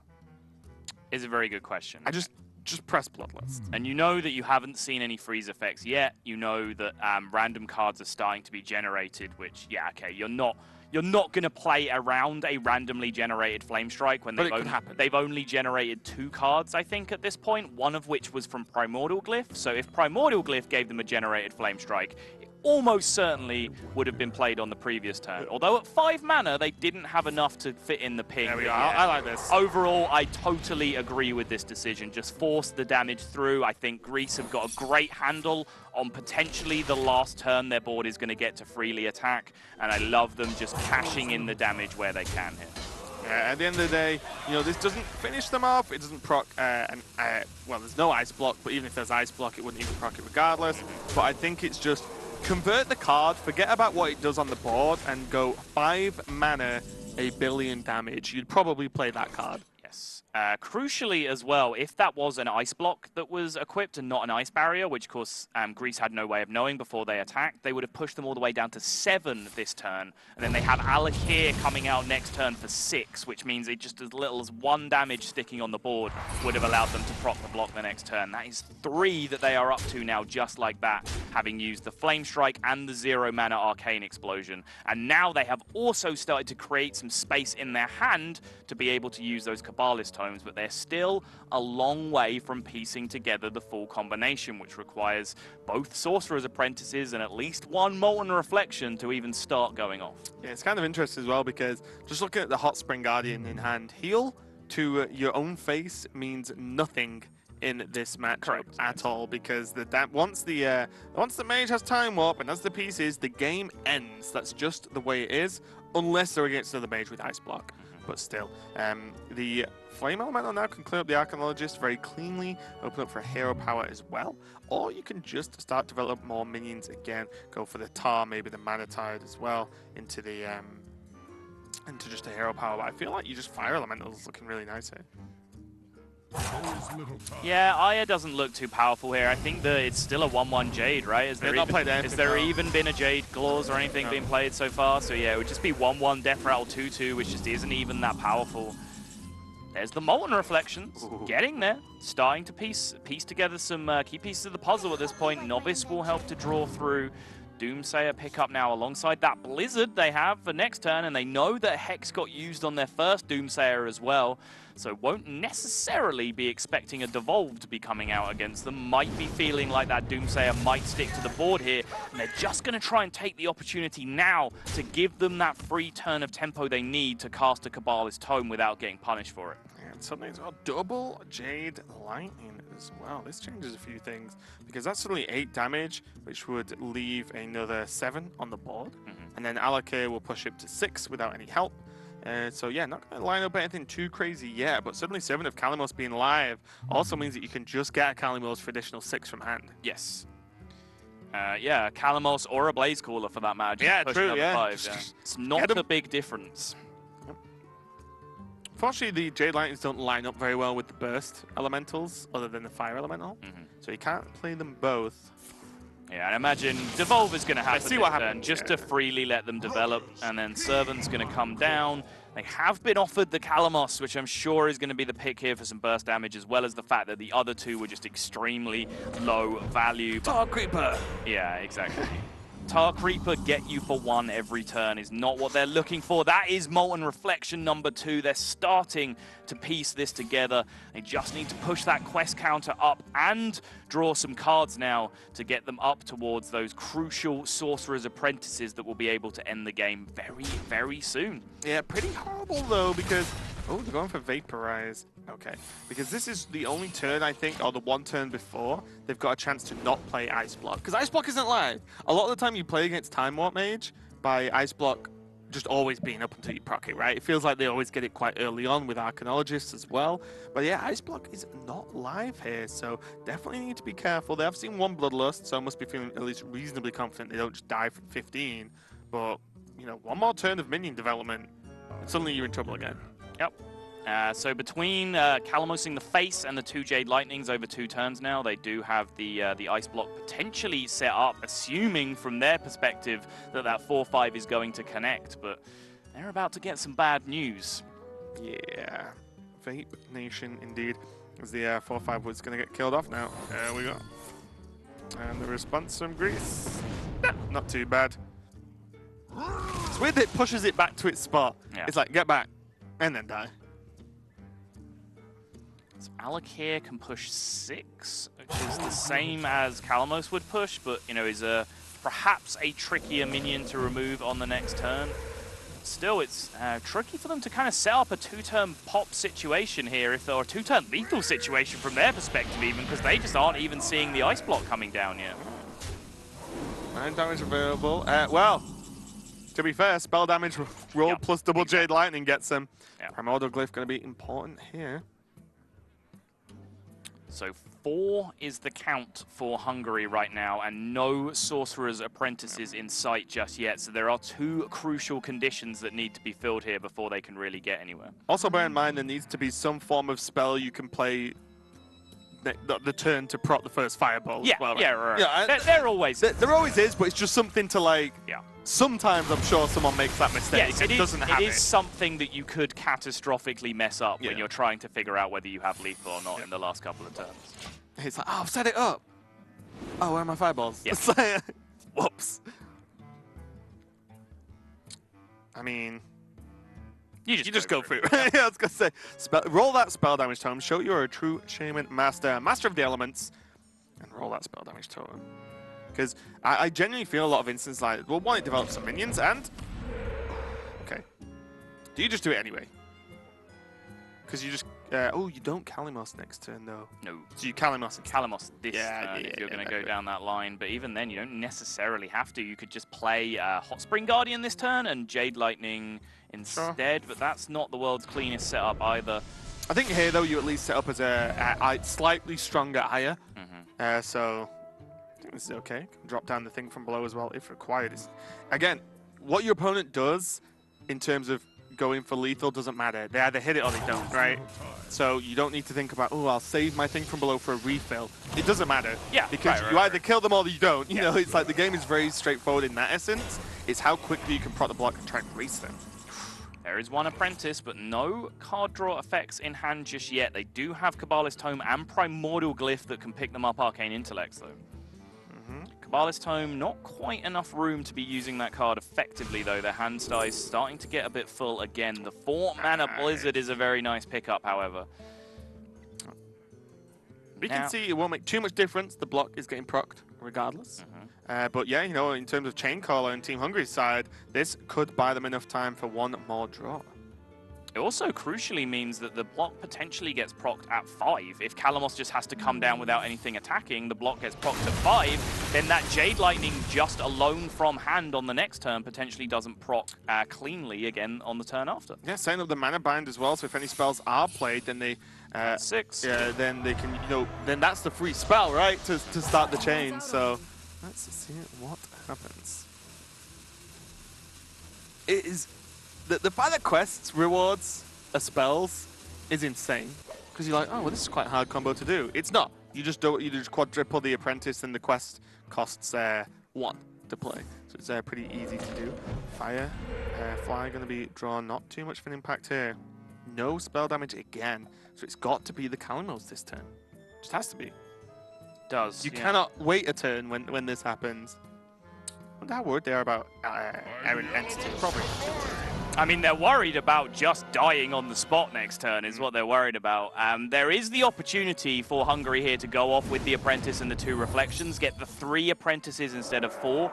Of course, then on the following turn when you play Antonidas, that means you're only firing a maximum of 3 Fireballs as they cost 1 each. See what happens? Oh. Nope. They're just going to go for it, I think. Yep. And they have to. So Blood Mage, Molten for 3, Molten for 2, means that then their Time Warp quest will cost 2. Kabbalist Tome, draw another card. And Kabbalist Tome is playable here as well, which is can be a big deal on the following turn if they get. But if they get the 4th Apprentice now, that is a potential huge deal. Yep. Wait, it's victory. Mirror Entity are going to be used as their card to proc the Antonidas for the first Fireball. If it comes out here, it's going to see what comes out. The Loot Hoarder draw. So yeah, only... Oh, okay, Grease, calm down. So Tome into Ice Block, I guess. Well, I mean, Tome into Ice Block, yeah, great. We live another turn, but you kill all my Sorcerer's Apprentices and the game is over. I have no way of winning. Tome into Flame Strike, right? Was there ever a way? Tome into... I'm trying to, like, Blood Mage and then... Molten Reflection. Antonidas. Oh, yeah, Molten would have got there, but then... It's free. It would have cost 1, and then there would have Oh, sorry, yeah, it's free. Yeah. Antonidas to come down, a free spell to proc. Yeah, that would have actually Molten gone Reflection would have got him. Yeah. Flame Strike's not bad, though, either. You can clear off the board here. Because you can Flame Strike and still Forbidden Healing. Runs out on me. Forbidden Flame, sorry. Yes. What I'm talking about. To kill off the Calants. And because the trick here is not losing the Sorcerer's Apprentices. Yeah, and just loading up everything they possibly can this turn, trying to make as many problems happen for Greece, and they have actually created a very, very awkward board state because there is not a Lightning Storm to deal with these apprentices right now, and they're just pushing for 9. This is the new version of OTK. Yep. Punch them in the face with apprentices and hope for the best. Jade Claws is going to be a guaranteed kill on one of these apprentices at least. Jade Lightning on another. But quite frankly, with 3 secrets down, worst case scenario, this could be Counterspell, Ice Block, Ice Barrier. Yeah, what even are they? I was too busy trying to... One is Mana Bind, one is Potion of Polymorph, and one is Mirror Entity. So if they just Jade Lightning, Jade Claws the face, they actually have lethal. Right? There is nothing that stops that source of damage going to face, but how can you possibly get that read? There are 3 secrets in play. How can none of them be Counterspell, Ice Block, or Ice Barrier that would all shut that down? My answer to that is, now they've not rolled spell damage, is there any other option? Is a very good Because do you just say, okay, this is easily done here. I either get them or I don't. I'm going to see the Mana Bind, which means now they... Oof, the choice. Because they could Tar Creeper as well. Sorry. You know what I mean, though? They could try and defend against these This is such a weird situation. This is they're gonna do it. They're gonna do it. This is technically a missed lethal, but you cannot even blame them for this decision. There are 2 secrets in play. Any Ice Barrier or Ice Block everything would they played prevent this. hasn't procced Mirror Entity either. That's just lethal. That's insane. Oh my lord. Okay. Well, wait, is it though? They can't. They lost too many apprentices, right? At 7, 10, 11, 12. 12. They're 1 off. But how does Team Greece win? Is an excellent How'd they do question 5? as well. Trading the apprentice, trading the Blood Mage here, and they're going to push face, set themselves up for Fireball Lethal on the next turn. And Greece have just used... They didn't play an Elemental last turn! Look at Lycoboss's face! If they played an Elemental, they would have won. They hit not face. Ice Barrier It's not now. an Ice Barrier. They'll never know. Hungary, you must never tell them. We will delete this VOD immediately so they can never check. The thousands upon thousands of people. Oh, they just see the spells now. There it is. There is the bad news for you, Greece. You had the game in your hands. You had the series in your hands, and it all came crumbling down around you. The weirdest Exodia Mage win I have ever seen to date. But to be honest, it's a very tough call, as you said. How do you even imagine that 3 secrets in, there's not one of them blocks you out from anything, from a minion attacking, from an attack to face, from a spell. But after seeing the spell damage totem get missed, I genuinely feel like you kind of just go for it. Right, and because... So they cast the Maelstrom Portal as well, which procced Mana Bind. So that immediately, there's 1 down, and also they didn't see Counterspell go off, which means that that's one of the options that those 2 remaining secrets isn't, and it's one of the options that you're trying to beat, because Jade Lightning is one of the things you need to fire at face. So suddenly in that position, maybe. I mean, I honestly don't know what I would have done in that position. I'll just be like, meh, we'll see.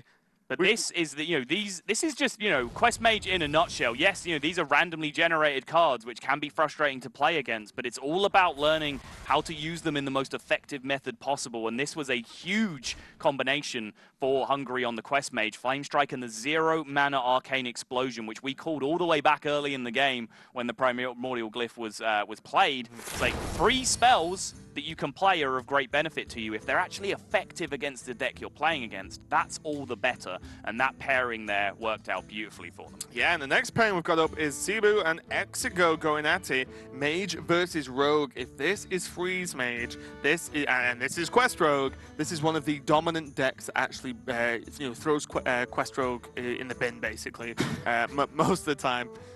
Yes. Yes, it does. And it's actually very possible that you can get an aggressive start with Freeze Mage if that's the deck that it's going to be.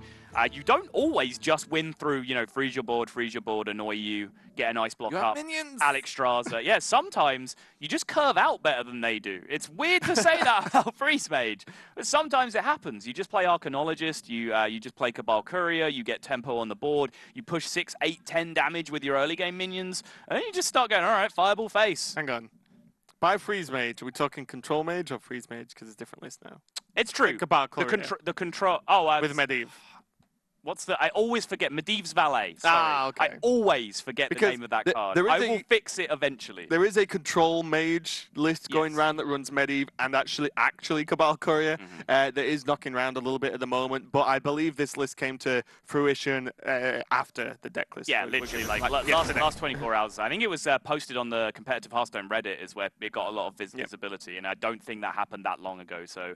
In time for deck submissions for this week, probably not. But if it keeps getting a little bit of traction, yeah, who knows? We might see some hot Medivh the Guardian action coming out in week 3. But yeah, Freeze Mage against Quest Rogue, it's definitely one of the big reasons why Freeze Mage has continued its long and storied history in Hearthstone, even after getting hit with the rotation bat in the form of Ice Lance. And Quest Rogue is the matchup that you do just really want to come up against when you're playing Freeze. Yeah, it's one of the few ways you can, not guarantee, nothing guaranteed in Hearthstone, but you can feel good about going to a Quest Rogue matchup and feel like you're pretty favored in it. But it could be Miracle, which can be a rough matchup indeed. But in fact, it is not. It is Quest Rogue, and there's Nantonidas, there's Double Doomsayer in the Blizzard. This looks like Greece may have the edge here. Certainly does. One early Doomsayer is fairly useful, but it's also... It really depends on how quickly the Quest Rogue player gets along their quest progression, because turn 5 with Frost Nova is actually a very key opportunity for the Doomsayer to come down, as long as your opponent hasn't gone like Turbo Quest, right? Because if they're already in quest territory by that point, then you know a 0-7 is fairly easy for them to deal with charges from hand. But that combination can often just buy you a really crucial turn to just develop some minions on the board turn after. I like doing it a lot if I can on turn 6, actually, Frost Nova Doomsayer, and then literally just slam Antonidas on 7. Just put it on the board and say, you know, even if they have their quest activated, that's 2 charges they have to send into it, which are then dead because they cannot, then they can't bounce them over and over again and get repeated damage. The 5 attack is the key of Antonidas, exactly. Right? It's almost like playing a 5-7 taunt, which is great. Right. Okay, so Alex Straza in the opening hand is not going to come into play until much later in the game. The game may even be decided by that point. But Doomsayer early, Loot Hoarder early, and Arcane Intellect early as well means that there's going to be plenty of card draw for Greece. Vanish in the opening hand, really not what you want unless you can draw into a prep quick enough. Yeah, less than ideal. Firefly in the opening hand, though, is definitely one of the big things you want. Swashbuckler card that's been floating in and out of some lists recently. It seems like a perfect card for this because it's something that gives you a huge amount of value by bouncing it over and over, so it seems like a great card to try and complete your quest with. The problem is that the things it gives you are either kind of spells that are just useless to you, or they're minions that cost like 4, 5, 6, 7 mana, and they're 5/5s, just like your 1-drops are. So I've definitely seen some people cutting swashes from the list, especially because of the point that I've talked about quite a lot over the last 2 days. It pulls patches out of your deck, and playing it in the early game and pulling patches out of your deck is so much weaker than doing the same thing after the quest is activated. Could see the option here now after the quest is played on turn 1 for Exigo. Could just go for Firefly Elemental, but then it's kind of giving a nod to the fact that you aren't bouncing those, and often Firefly is the key bounce target for the Rogue Quest decks. Yeah, again, definitely, it's, you know, if you compare Firefly to Swashbuckler, right, if you continue to bounce Firefly, it puts a 1-mana card in your hand over and over again, which can then become 5/5s later in the game. Or you can draw the Igneous Elemental, which gives you 2 more Flame Elementals in your hand, and suddenly, you know, you've got all these fantastic 1-mana 1/2s that you can just rush out and finish the quest, whereas bouncing Swashbuckler has this effect of just giving you random nonsense in your hand that doesn't really help you achieve much of anything. Plenty of discussion going on though, and definitely a lot of thought, because this is not a simple Rogue opening. No Shadow Steps, no bounces available. Yeah, I would not be surprised if this long deliberation ends in Dagger Pass. Yeah. I mean, you can hit. I don't really see too much upside to it, especially now you drew the deck hand, but there's also a decent chance you just re-dagger again next turn with how slow your hand is looking right now. Loot Hoarder or Glyph, I would suspect that cards from your own deck are slightly more important than Primordial Glyph cards right now. You know you have those 2 Frost Novas to dig towards to pair with that Doomsayer. Although I haven't done the maths on that, and I probably should. Like, if you have 2 Frost Novas in your deck, are you more likely to draw a Frost Nova? Or Glyph. Or draw it off Glyph? Someone who has done that maths, please tweet me. I would love to take the lazy way out and have someone just tell me. I'll just reply with like 7. And you're like, what? 2 deckhands, though, are available, but still no bounce effects. It is very hard, actually, to try and make some form of plan when you have 0 bounce effects available, apart from Vanish on turn 6. Yeah. So it's like, what do you even do at this point? I wouldn't even mind Swashbuckler here. Right. Because you need something, right? I agree, yeah. And but again, it's just that Patch's downside, particularly against Freeze Mage, where every point of charge damage counts. Like, Patches after Quest is just so much stronger, but this kind of hand right here is one of the reasons why we've started to see people running Wisp in the recent days, because Wisps can actually fix this kind of hand, because, you know, at 0 mana, it's actually playable with Vanishes, so you can actually turn Vanish into an effective bouncer, which is really hard to do with any other card. Vanish is normally throw away my opponent's taunts or big minions, reset my hand, replay my hand, and win. Vanish is like a weird like combo finisher more often than anything else. Yeah, it's gonna just take it slow here. Just re-dagger up, kill off the Loot Hoarder, and move on from there. Greece have a few more options now, but just Arcane Intellect on 3 often feels great. With only 7 cards, well, 8 cards in hand total, means that they've got plenty of room to draw a couple and blow a card. So Coin means it can be held onto as well for a bit of a late game option. Yeah, fairly awkward hand developing for the Mage here as well. No real clear signals as to where you're going. Like, the Alexstrasza into burn plan is there in pieces in the hand, but there's no block to develop yet to really make sure you have the security to do that. And even right now with 8 cards in hand, Arcane Intellect goes down to 7 and then back up to 9. So they're even just starting to run into some hand size considerations. There is now the block. They do have 1 freeze in the form of Blizzard. So to me, this hand is speaking to a fairly conventional Freeze Mage path this game. Just get the block up, freeze the board a couple of times, Alex on 9, burn them out. Yeah, probably a little bit frustrating not to see a Arcanologist early, because, well, what would Exego have done versus Nug? Hit it 3 times with a dagger? You know what I mean? Like, what would he have actually done? Like, not a lot at this point. So a bit of a disappointing there for the Greek team, but they do have plenty of options as well. And even though, as you said, you know, it's kind of hard to empty cards from hand now for the Mage, Primordial Glyph can often you can often make that work to your advantage in terms of getting rid of the spell you draw. Yeah, absolutely, and still holding on to the coin here is actually kind of crucial, although their next turn is a little bit awkward without coin usage, unless they want to go Glyph Doomsayer, for example, just to buy a free turn of tempo, because, you know, coining Alex on 8 or even coining just Tempo Antonidas on 6 can actually make a huge difference here. Since Exego here is so slow with his quest development, you have time to just kind of plan all these kind of cheeky options for yourself. Yeah, I think I'd actually quite like to see the Doomsayer Glyph, I think, because next turn you go into Ice Block, potentially Frostbolt, but now we've seen Valet. Like, Ice Block Valet next turn is completely fine. Then you suddenly go into the power turns with the coin, as you said, to go that 1 turn earlier. So, I'm a fan.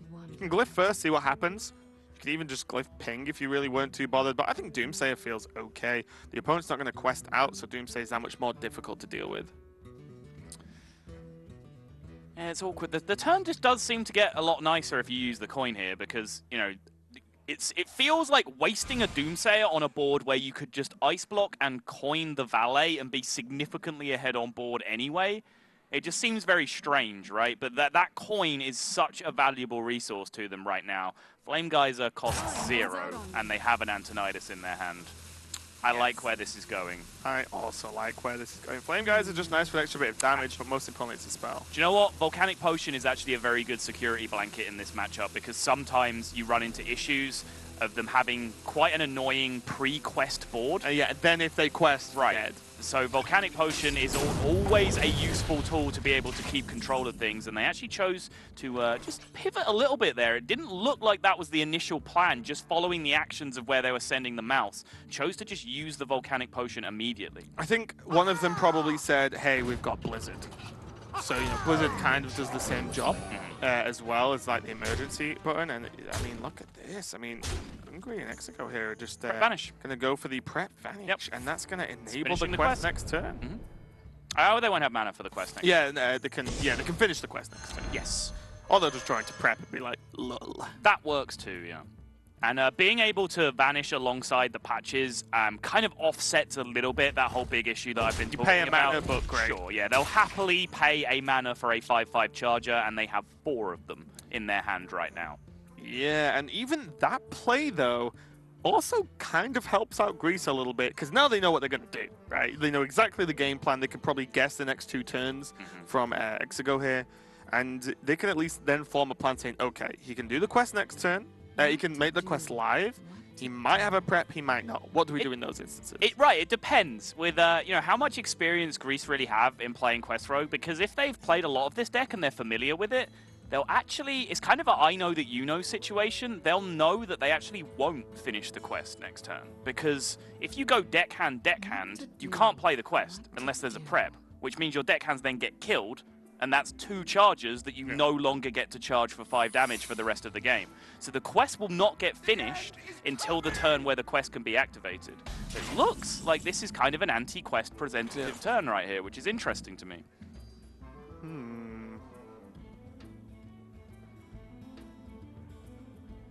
There's a chance that Exego just finishes the quest. A small chance, in terms of I just want it live for everything going forward. There is a chance. Yeah, I think it would be wrong for that to happen. Yeah, not saying it's correct, because that's so much charge power. You know, that's it's you know, 2 charges insane. You throw Brewmaster. Ah, well that changes a few things. That does change things now that he's drawn Bouncer and he can finish the quest and get it back to his hand. So, nope. Okay. Yeah, he would lose 1, right? He would lose 1. Yes. Okay, now it's Siba's time. Coin Tony, let's go. Do it. I mean...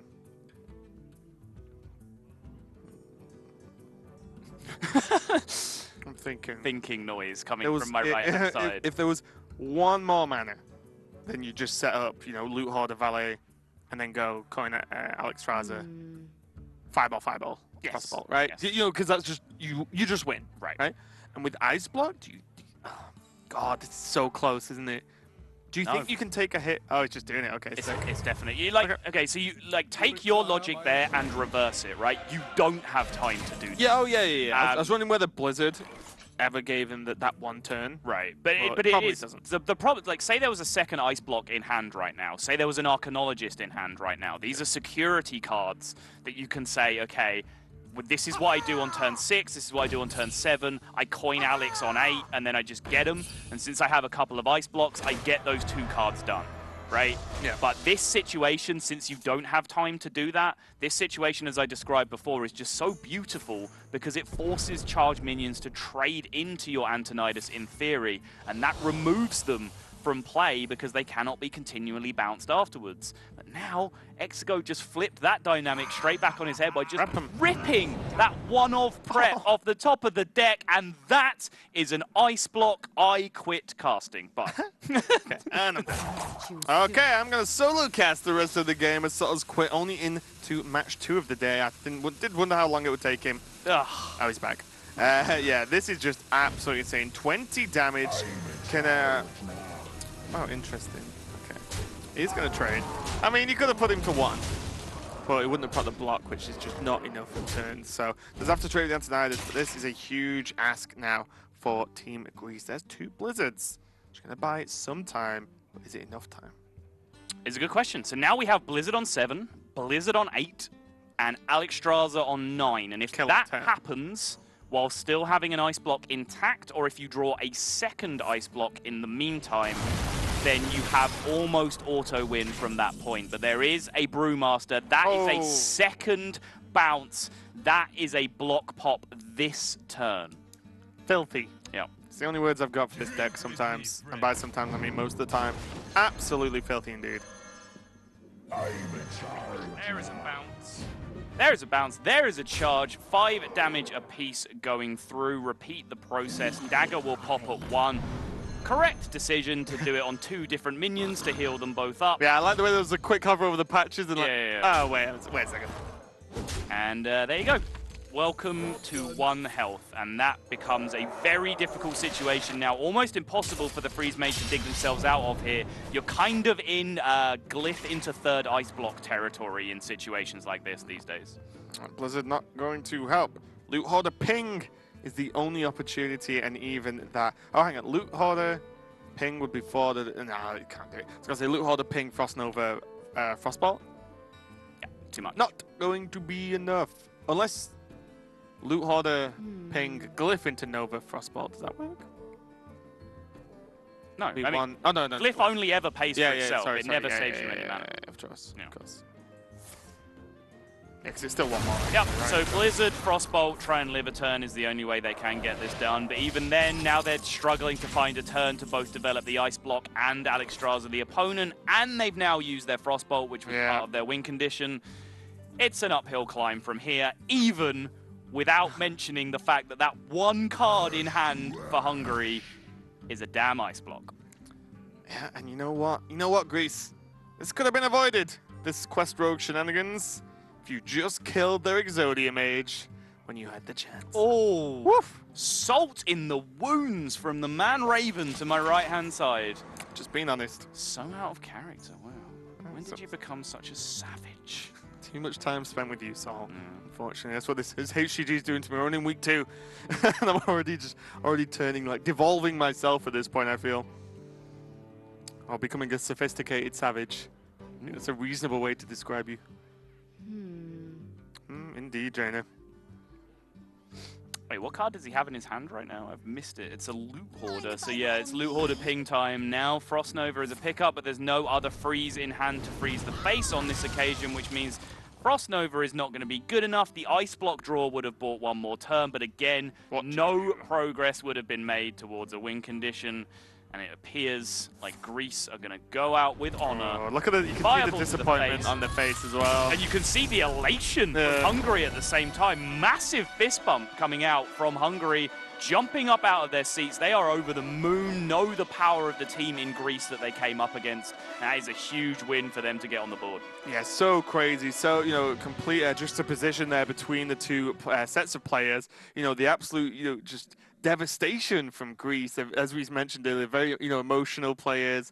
You can see a lot of them when they're on the camera. But Hungary, I think, just 100% relief, because that was not clean. That was not a clean victory for those guys across all the games, actually. That was very close and easily lost at multiple moments. They had lost that series. Yeah. In reality, 100% revealed information, caster vision, whatever you want to call it. They lost. That series was lost. But, you know, we have seen some Miss Lethals in competitive Hearthstone. It's just a question of, can we really class that one from Greece in amongst them? Because it was such a tough decision as to whether you go... I'm sure a flurry of people on Twitter will let us know that we were completely incorrect and that it was completely the right play, which, again, there was 3 secrets down to 2 after the Maelstrom available in that game, and it was very close indeed. But let's check out the group as Hungary takes the win and joins Slovakia at the top with an unbeaten record. South Korea played 1 extra game so far, but this is the story so far. Greece 0-2 after 2 matches. Not the start they were looking for. It goes without saying, but they were definitely, from my perspective, you know, in with a shout. Top 3 in the group will go through, and I would definitely consider them, just on my knowledge and the reputation of the players, to be one of the 3 strongest teams potentially in that group. And they are languishing at 0-2 so far. Yeah, and although it's still early days, you know, next week, you know, if they play, probably not because they've played 2 so far, but, you know, the next time they play, well, if they lose again, that's just almost guaranteed out, I think, at that point. So it's going to get progressively more difficult. All the pressure is going to be on Greece, but that's it for that match. We have another match coming up very, very soon. So don't go anywhere, guys. We'll be right back.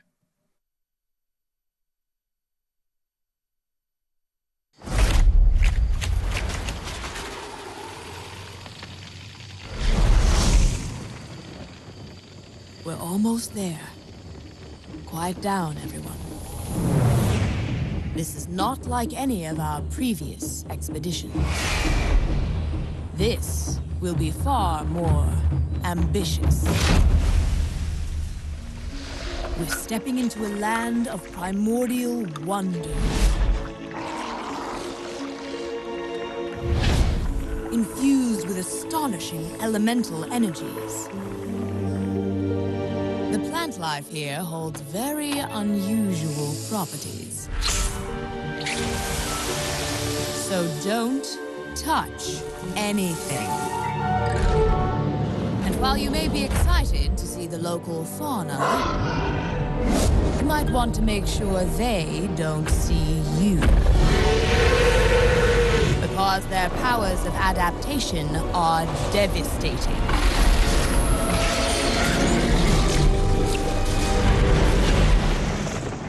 Make no mistake, we will be tested at every turn.